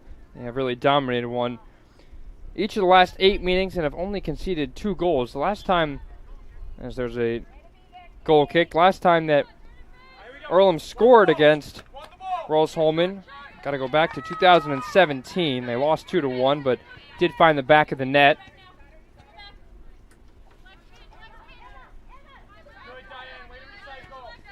But the past 7 seasons, Rose-Hulman has locked it down on the defensive end. It's just a testament to the job that the coaching staff here at Rose-Hulman has done over the last couple of years in developing this program. And they put together a sequence of very solid seasons, and this year is no different, especially with that unblemished conference record, which I think might be the second most impressive thing behind the fact that they've had this run after starting off the year in a really slow fashion. Had a tough non-conference schedule, but when you improve over the course of the year, keep players healthy and get contributions from the bench, and there was nearly a shot from one of the subs who had come on. That was DIII. When you're checking for the ball, stay more central. Let Diane and Quinn check into those pockets. They can find you on the layoff.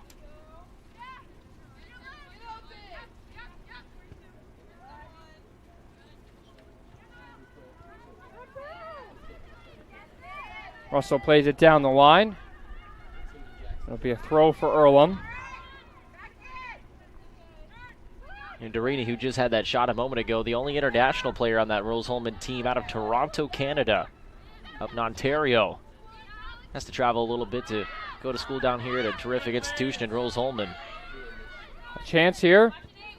There's a shot from distance from Adams, who had a few shots in the first half, not afraid to fire it from about 25 yards as it was there, but easy for Hury. We talk about people accustomed to the weather from Toronto. The sun like this must feel pretty good.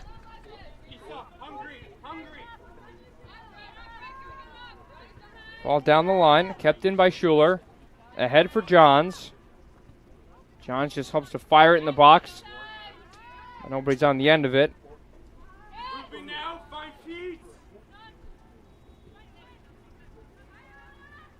Rose-Hulman has all of their players right now still in the attacking half, even with a throw-in just outside the final third. Chance for some space. Way to be there, Sammy. Fight for it. Fight for it. Excellent. Hey, Sammy, that's why we're Poked there. ahead. That's why we're there. Good, Diane. You say hi. Tiki. Ahead for Sammy West, who had a strong first half on the wing. Goes off Tiki's head. Bohart, rather Doden, trying to keep the ball down, but the ball has popped up in the air quite a bit, obviously with the turf and the weather. Ball is going to bounce as much as possible. Almost going to feel like you're playing on pavement when the ball comes up off the ground, which does not make it easy. You got to think about the heat radiating out from the turf as well. Even though it's not oppressively hot, it's still close to the 70s, I believe. So the field temperature, you'd have to think, is going to be approaching 80, if not a little bit more. I think so. It feels more like 70 for us at the moment. You went with the polo. I went with the long sleeves, and right now your dividends are paying off for you and not necessarily for me. Well, the good news is I have a dress shirt in my bag if you want somebody to join you with the, long sleeves. No. I'll suffer myself. You're a selfless man, Austin Platt. Selfless man. Rose-Hulman throw here, just inside the opponent's half. Over the head of Johns. Timed up by Russell, who knocks it out for a Rose-Hulman throw. Fighting Engineers been pretty comfortable. Haven't been playing with as much urgency in the second half. Obviously, maybe looking to rest. Here's a chance here for Adams. Couldn't quite get a firm shot off as the ball ended up rolling to Hury for an easy save. Shot number 19 today for Rose-Hulman. They come into this game averaging about 13 shots a game and 7 on goal, so just over half of their shots end up forcing a save out of the goalkeeper, obviously, unless it finds the back of the net. Played ahead and chased by West. Beatty just turns and rolls it out of play. Assistant official just in front of us, urging the players to stay within the technical area. Ball goes out of play. It'll be an Earlham throw.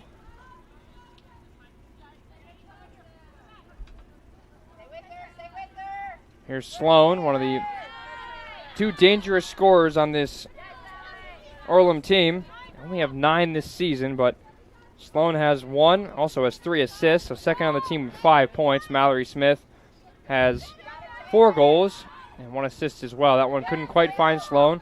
Hit way up into the air. High bouncing ball. Brought down nicely by Gibson. And Burley plays it back to Juliana Russell. Burley ahead. Smith will chase. Camille Clark will wait and then just position herself, serve as a blockade between Mallory Smith and the ball and win the throw-in and take it quickly. Send it ahead to Emma Johns, heads it back for Gibson. Now Adams. Trying to attack this left wing is what Rose-Hulman's tried to do in the second half. There's the ball that will roll for Miles. And eventually cleaned up by Earlham. It'll be another Rose-Hulman throw. Well, they always have 6 players, it feels like, in the attacking part of the pitch. Ball's got a lot of spin on it, as not the cleanest pass for Rose-Hulman. Nice give and go between Scalise and Sammy West. West trying to win it. Really well done by Alexis Willer. Playing in her 10th match this season. Bohart, little clip in the back. Play continues. Adams trying to speed her way back, but credit to Tiki. Plays it back to goal. Such a high line from Rose-Hulman makes it so hard, Cruz, for the opponent to really create those short passes and get something going quickly on the turn.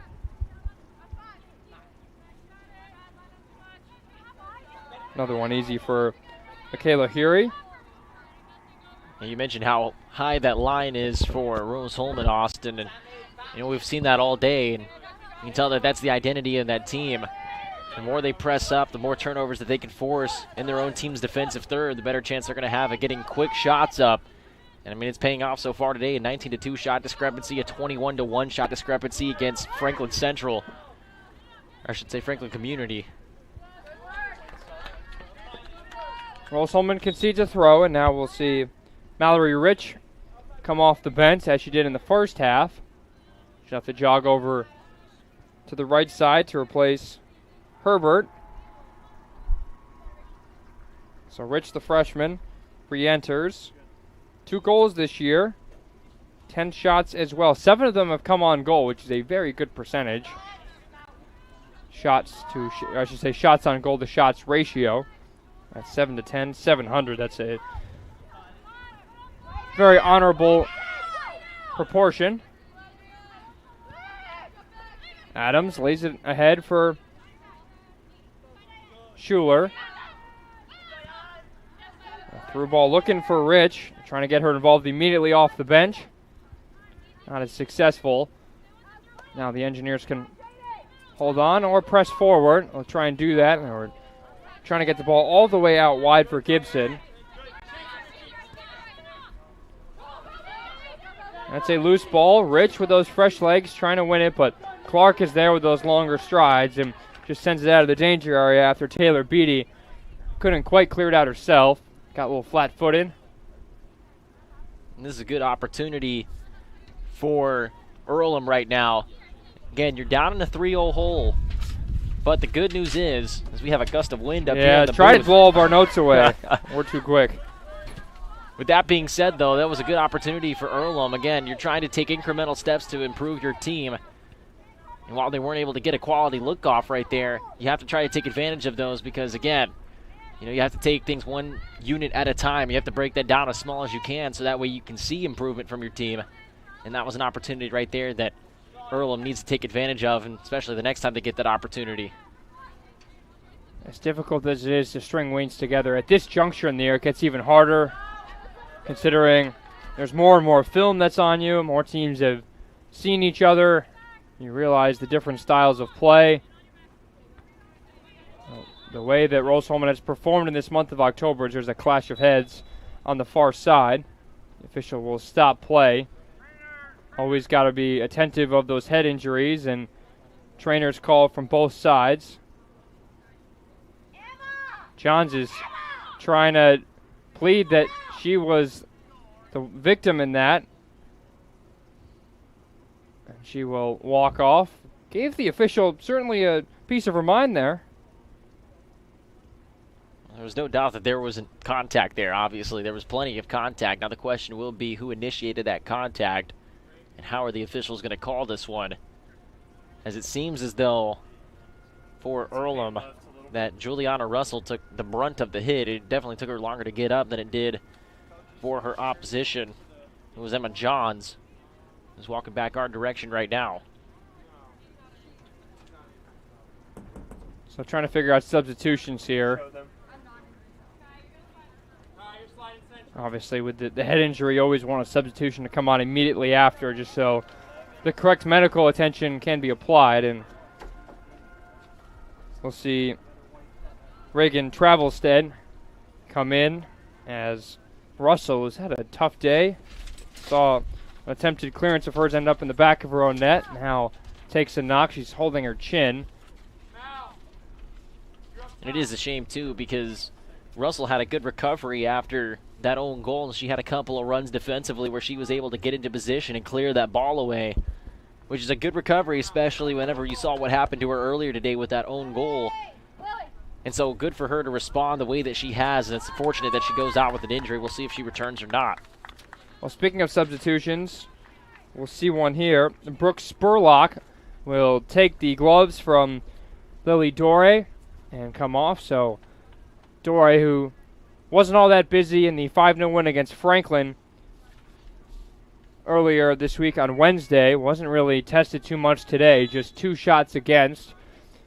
In the final 30 minutes, we will see the junior goalkeeper Spurlock in net. We'll see if she gets any more reps than Dore did, which wouldn't be many if the ratio stays the same.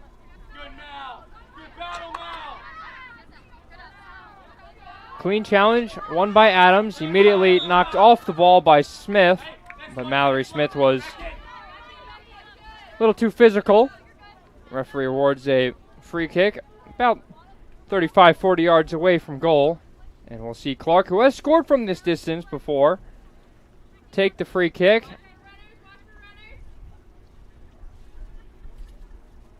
As the freshman Rich will serve as the lone player in the wall.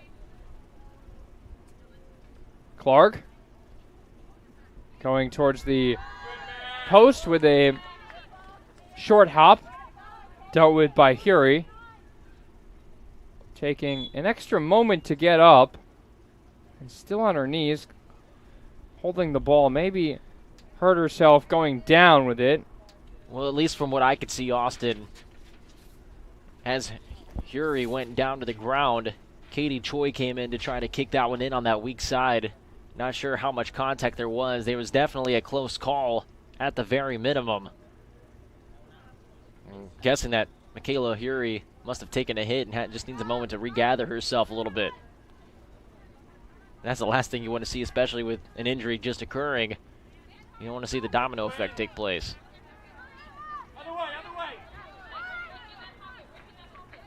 So a quick pause for both teams to regather themselves. Still a 3-0 lead for Rose-Hulman. All 3 goals scored in the first 30 minutes of this one. Rich battles with Beatty. Ball bounces out of play. It'll be a Rose-Hulman throw, taken quickly by Gibson. Jaden Gibson gets it back, but the ball went out of play beforehand. It'll be a Rose-Hulman throw-in on the near side as Curie just rolls the ball all the way towards Travelstead, who just came on after the head collision between Russell and Johns.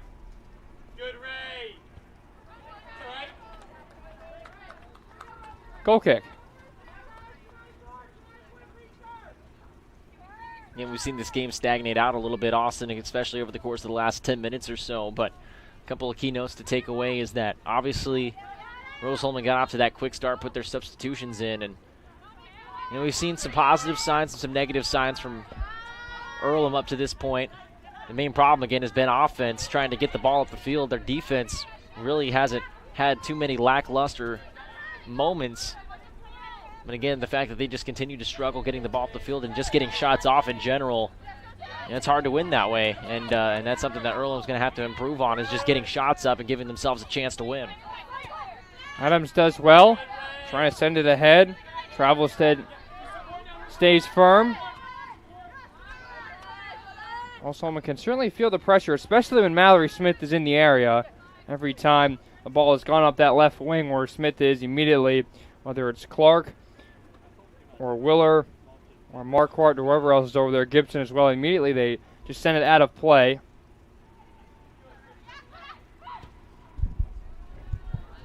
Pass sent in.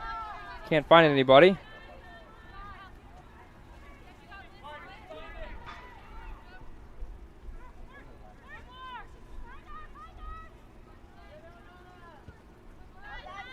Sent away by Rose-Hulman.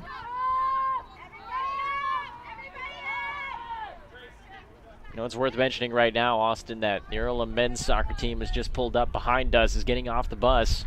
So make sure you stay tuned for game number 2 of our doubleheader. A match will kick off right around 3:30, assuming there aren't any major stoppages in this one. Ball sent down the line, knocked out of play. It'll be a throw-in for the visitors. Maybe now playing with a sense that the men's team is watching on. A few more supporters now for the opposition. Here's Gibson. Gonna opt to take it all the way down this right wing. Ball goes between her legs. She'll opt to turn again, and that's a foul. Kylie Bohart brought down Gibson. Now there'll be a free kick.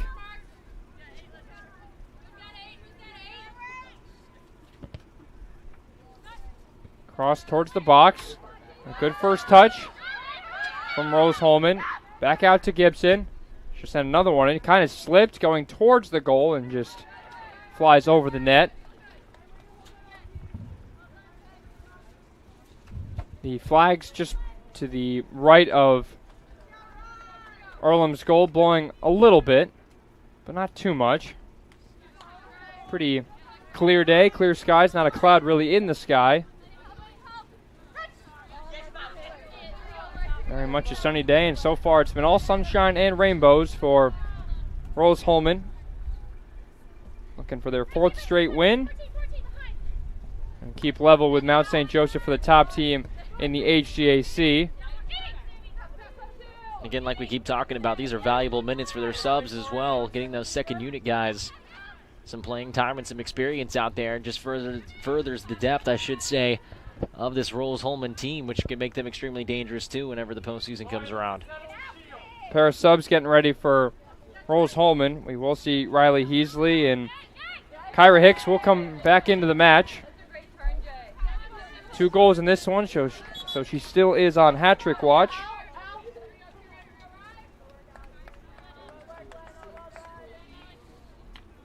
So those two will come on. Derini and Alex Adams will sub off.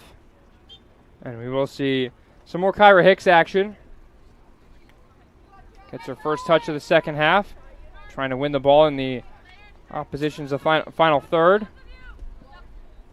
Beatty jumps on that ball. Nice pass into Choi. Choi turns, shoots on her left, blocked. Headed down, not a little dangerous.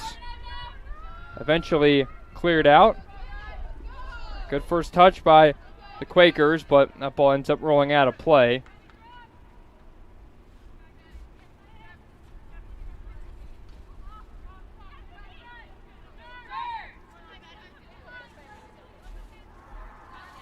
Yeah, this Rose-Hulman team, Austin, is going to be very fun to watch, especially down the stretch of this season. You got Mount St. Joseph's going stride for stride with them in the HCAC standings.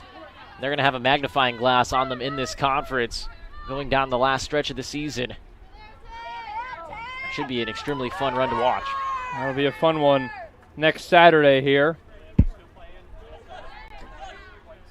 Ball goes out of play. We'll see a quick substitution. JD Colvin will enter the match. Her 8th appearance this year. 6th time she has come off the bench. This is obviously very impressive, the 3-0 scoreline, but considering that Curie is first in the conference with 5 clean sheets, she has the most saves with 90 coming in, averages right about 8 saves a game. A remarkable 88% save percentage. She's really top 5 in every defensive stat. And even top 40 in the country as well. The reigning defensive player of the week. Faced 60 shots in the last 2 matches. Didn't allow a single one to go in the back of the net. So this Rose-Hulman performance, pretty obvious that they are the superior team, but getting 3 past Curie, really it was 2 past Curie, and I should say the Quakers put one in the back of their own net, but still very impressive what Rose-Hulman's had to do today. And the sustained pressure, 20 shots to 2. Hasn't been as much offense in the second half, which is maybe understandable considering the score and the personnel on the field for both teams. I think what's more impressive, Austin, is just the run that this team's on in general. We mentioned coming in a 6-game unbeaten streak. They're more than likely, unless there's some kind of early holiday miracle, going to be a 3-0 win for Rose-Hulman to extend that to 7 games now. I mean, they've hit their stride at the right time, and you mentioned it off the top of the broadcast. They got off to a slow start this year, but it's been very impressive to watch how they've turned this season around. They'll more than likely remain undefeated in conference play and put together one of the best runs that this program has seen in quite some time. Another substitution here for the visitors. Grace Meister will come on. Hands the penny to Liz Burley.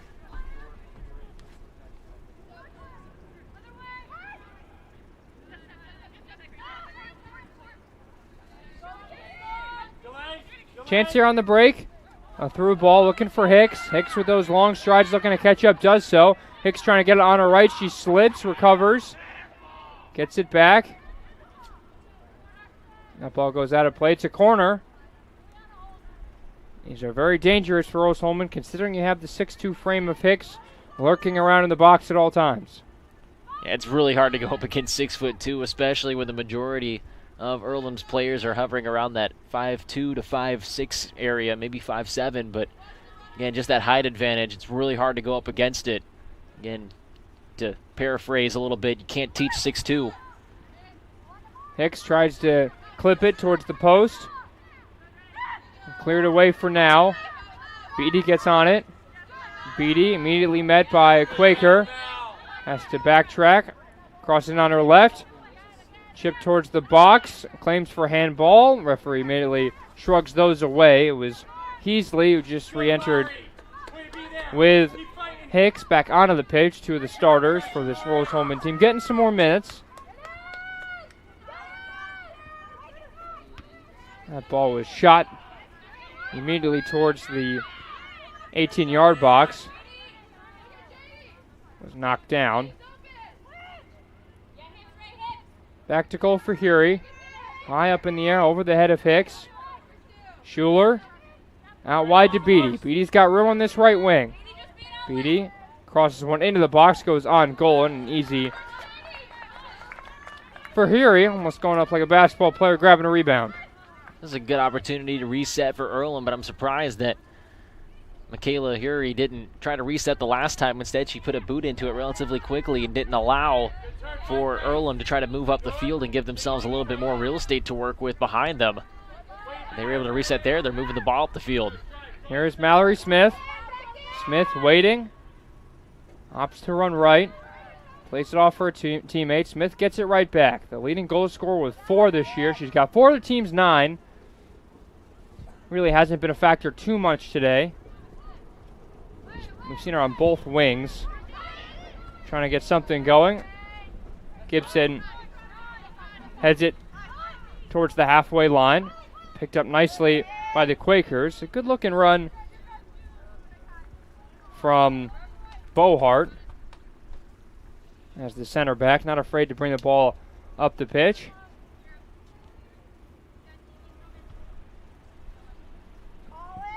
Sent high in the air.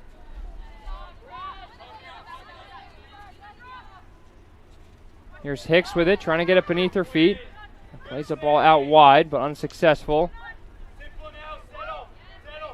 Now with Brooke Spurlock into the goal for Rose-Hulman after she came on. About 30 minutes left in the second half, so that's about 13 minutes ago.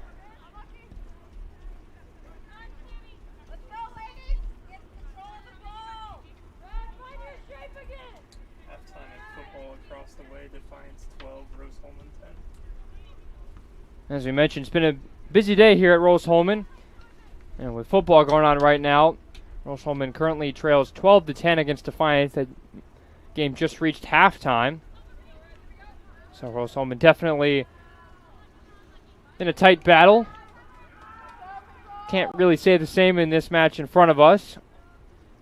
Fighting Engineers leading 3-0 very comfortably. All 3 goals came in the first half an hour. Kyra Hicks now sitting with 6 goals this year.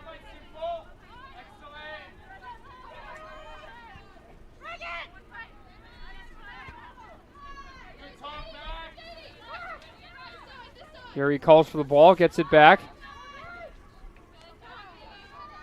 Quakers just passing it around their back line, looking for an opening. With Rose-Hulman still pressing. They're not afraid, the Fighting Engineers that is, to have all 10 outfield players in the half, especially when the ball is in or around the 18-yard box. Ball sent down the line. A few players chasing after it. Good job by Rose-Hulman winning the 2-on-1 battle and passing it up ahead. Extra pass. There's a pull from behind. This should be a yellow card. Referee pulls it out of his right pocket. It is indeed a yellow. The first caution of the match. The tug of the shirt, you're not really going to get away with that, especially when the official has as good of a view as he did. And there really wasn't much of a question about that. Relatively obvious, the grab. Now it does slow down that run for Rose-Hulman, and again at this point, obviously a yellow card not going to have much implications on this game in general, but it does give yourself an opportunity to set your defense up and try to collectively get a stop. Yeah, only a couple players for both teams have been booked this year. Obviously, yellow card accumulation does exist, so if you get too many yellows in a certain span, then you would have to sit out a match, but nobody is in jeopardy of that happening to them. I barely touched her arm. Like barely. Doden comes off. She was the one given the yellow card and very clearly said, I barely touched her arm. Advantage of having the benches on this side, right close to us instead of the other side. Don't hear as much as the crowd, but you do hear what the players and coaches are saying. Especially in a game like this, too, that can probably be better than having the crowd mic as well. And get to hear a couple of interesting things like the quote we just heard, or hear what the coaches are saying and whatnot, get a little bit of insight.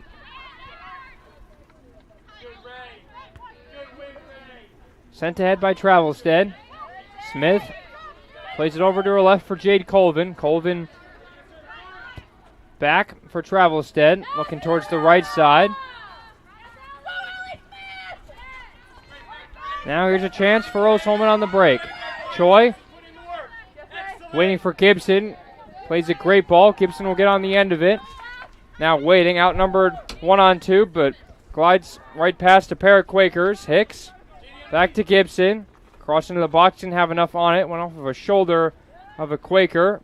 Choi trying to keep it down. Lob towards the back post. Hicks is waiting there.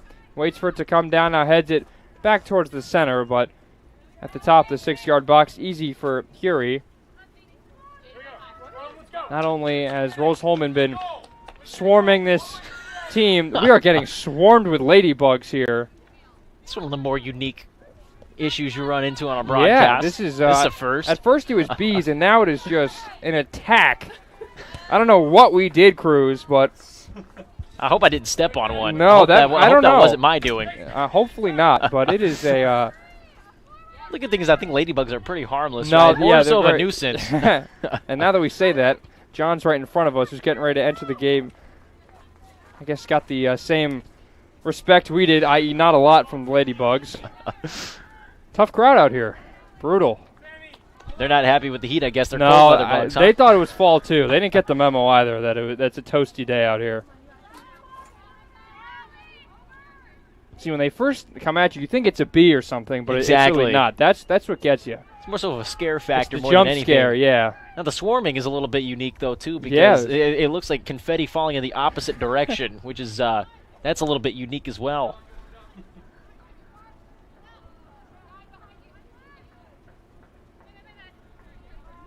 Or maybe they're just arriving for the men's game here in a little bit. Yeah, they're trying to get a good seat, I guess.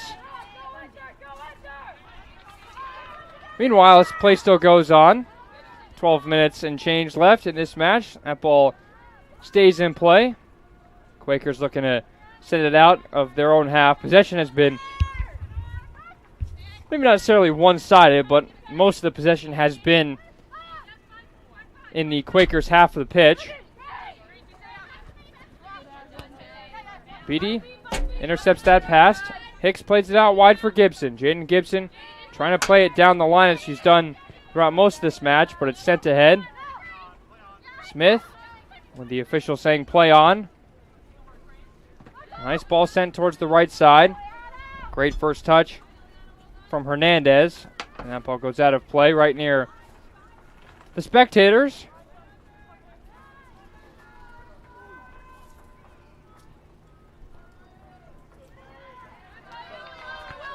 Goal kick for Rose-Hulman. You know, as this game ticks down, Austin, you know, there's a couple of things that both of these teams can take away heading into their remaining matchups this season. I would say first for Earlham, just try to incrementally get better. Obviously, the shot discrepancy was what hurt them so far today. It wasn't the fact that they gave up 3 goals, because whenever you only shoot 2 shots for the entirety of the game, you know, unless you're extremely efficient, it's going to be hard to stay in that game. So, you know, just incrementally getting better, you know, playing balls to each other and trying to improve that cohesiveness in the offense and trying to create opportunities. As for Rose-Hulman, who's on a run right now, you know, you have to stay sharp. Obviously, you have Mount St. Joseph's ahead of you on the schedule. You're right with them in the in conference play as well. Cross, Johns. Shot was blocked. Headed back in. Hicks. Johns gets up. Couldn't quite keep her footing. And then the whistle goes in favor of Earlham. They will repossess the ball inside their own goal box, and Curie will send it away. You know, Austin, as I was saying, you know, you have Mount St. Joseph's ahead of you on the schedule. You're tied with them right now in the conference. You have to stay sharp, and then the HCAC tournament comes up. And so it's absolutely imperative that this team stays sharp. They can't let off the gas at all, which is not something we've seen so far today, especially with these subs in. They continue to put pressure on Earlham, but again, they have to stay sharp and also hope the ball bounces their way a couple of times as well, because that's always seems to be something that good teams need to have happen. Ball sent away by Willer.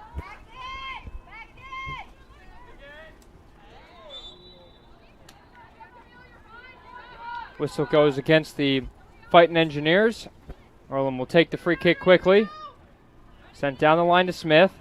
Smith, a nice move, trying to get it onto the right towards the byline. Smith into the box. fumbled for a second, still alive, and finally Spurlock gets on it at the second time of asking. And the Earlham bench applauding that effort right there from the Quakers, and for good reason, obviously, because they were putting a lot of pressure on that back line and the goalkeeper and Spurlock for Rose-Hulman. Again, you have to take away all the good that you can and try to build that forward with momentum.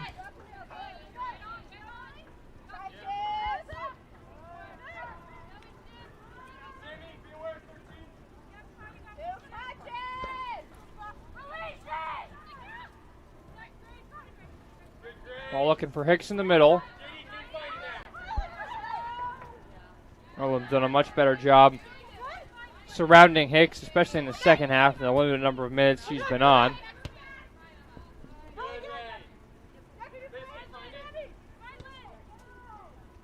Bohart plays it to her right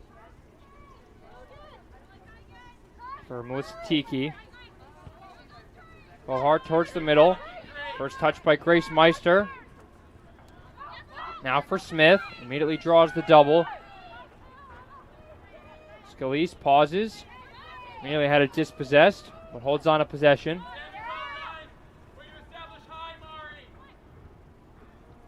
Now the ball sent down the line. A foot race between two players, and eventually the ball just rolls out of play. Be a goal kick for Spurlock.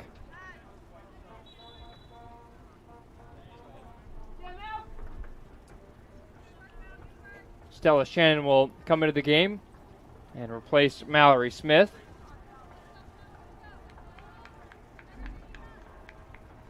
Benitez getting ready to sub on as well. She's going to wait for the next whistle. Spurlock sends this one away towards the middle. Stacia Brooks plays it ahead, looking for Choi. That ball rolls past Bohart. Should play it back to goal. Curie had to move a little bit to her left to get it. And now Earlham looking to build out of the back. Final 7 minutes. Rose-Hulman been in cruise control. Led 3-0 in the first half. Haven't had too many chances in the second. It's only been a couple of shots between either side. Crossed into the box. Johns couldn't get it beneath their feet. Now on her right. Johns with a good first touch. It could fall here. And the shot off the post. Choi nearly added a fourth.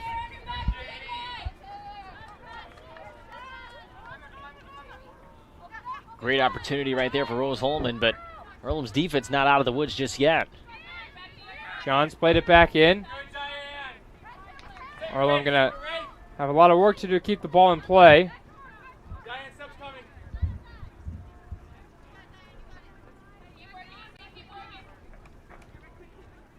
Ball went out of play, but seems like Benitez is going to have to wait at least another moment or so before the next whistle, and there it comes with the offsides.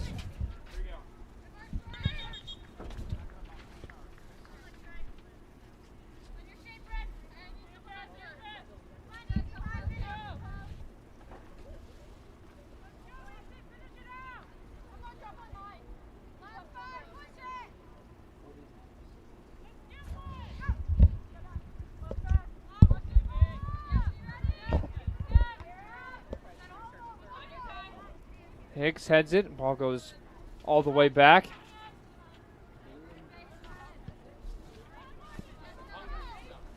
For Hury.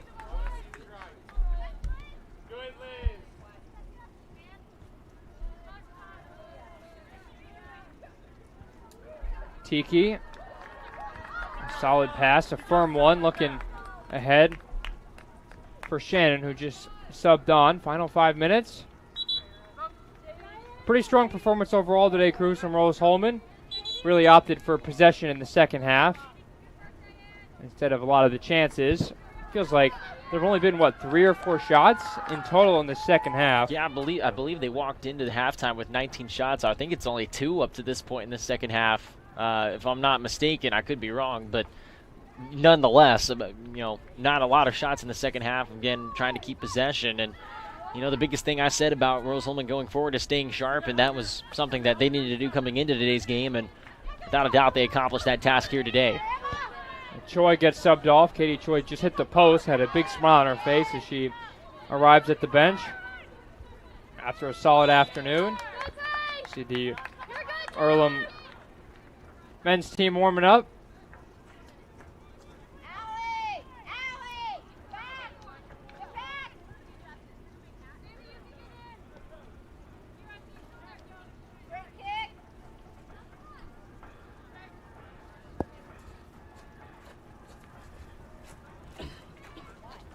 Be a free kick here for Earlham.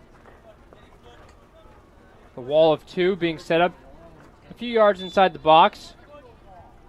Cross goes in, it turns into a shot, and it's dealt with by Spurlock. Didn't let it come out of her hands this time.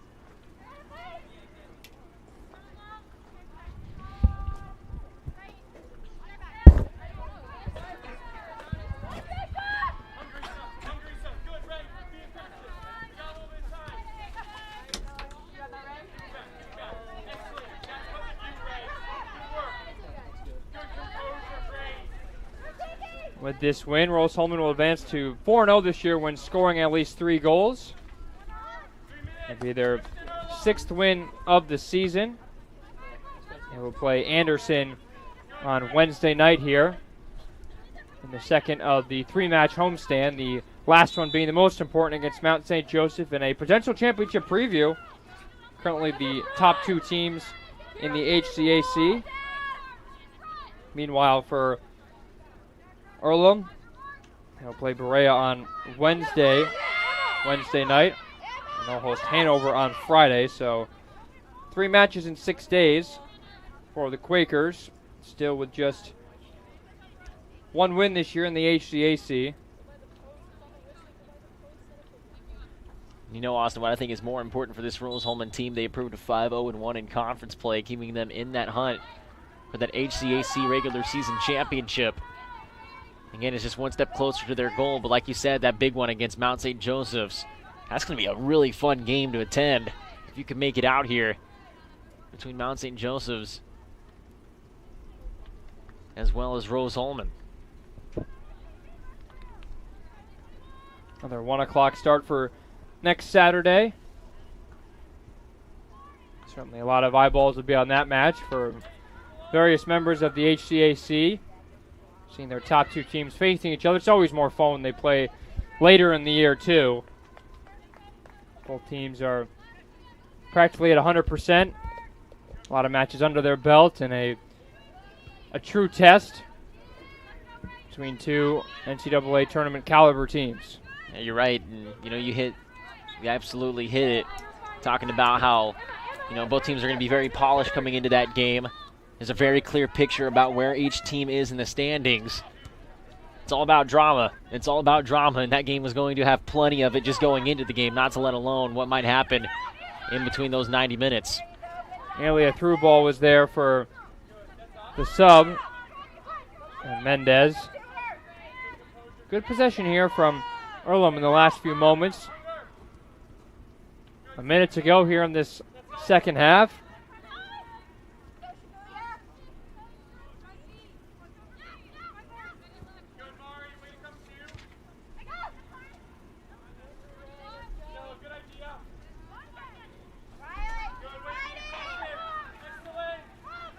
Played down the line. Out for Stella Shannon. Shannon back. Cross goes towards the box. Nearly knocked down. John's there to just send it away. No nonsense clearance. The throw in for Earlham. Time is running out, under 30 seconds. Maybe they'll get one more chance in the box. Good turn from Sloan. Sloan going to take a shot with the right foot. Opts towards a cross and an opportunity. Back post just goes wide. Maybe the best effort of the match in the final 10 seconds. 5, just misses 4, to the right of target. 3, 2, 1. Spurlock won't even get to play, and that does it for the final whistle here. A dominant performance by Rose-Hulman. They beat Earlham 3-0. All 3 goals coming in the first half. Kyra Hicks records a brace, her first of the season and the team's 3rd. And then an own goal coming right around the half an hour mark from Juliana Russell. Well, before we sign off, we'd like to thank our title sponsors once again. Thank you to Reynolds Farm Equipment, Passion to Care, Boilermaker Local 374, Wheeler Mission, Burtner Electric, Morales Group, Northwestern Mutual, Indiana Laborers District Council, and the IndianaSRN sports page. Cruz, any final thoughts as really all systems go for Rose-Hulman in this month of October? Now 4 straight wins. Yeah, keep following this team. Keep following this team. They're now on a 7-game unbeaten streak. They have a couple of big matchups, including that one next Saturday against Mount St. Joseph's. Keep tabs on that team because, again, they are undefeated in conference play. HCAC championship still up for grabs for Rose-Hulman and the Fighting Engineers. Well, for our entire crew, for our producer to our right, Nick, for Cruz, I'm Austin signing off. We'll be back in a few moments on a different link for the men's game, Earlham and Rose-Hulman, the second of our doubleheader coming up. But for now, Rose-Hulman wins 3-0. This has been a presentation of Rose-Hulman Athletics on RHIT.TV.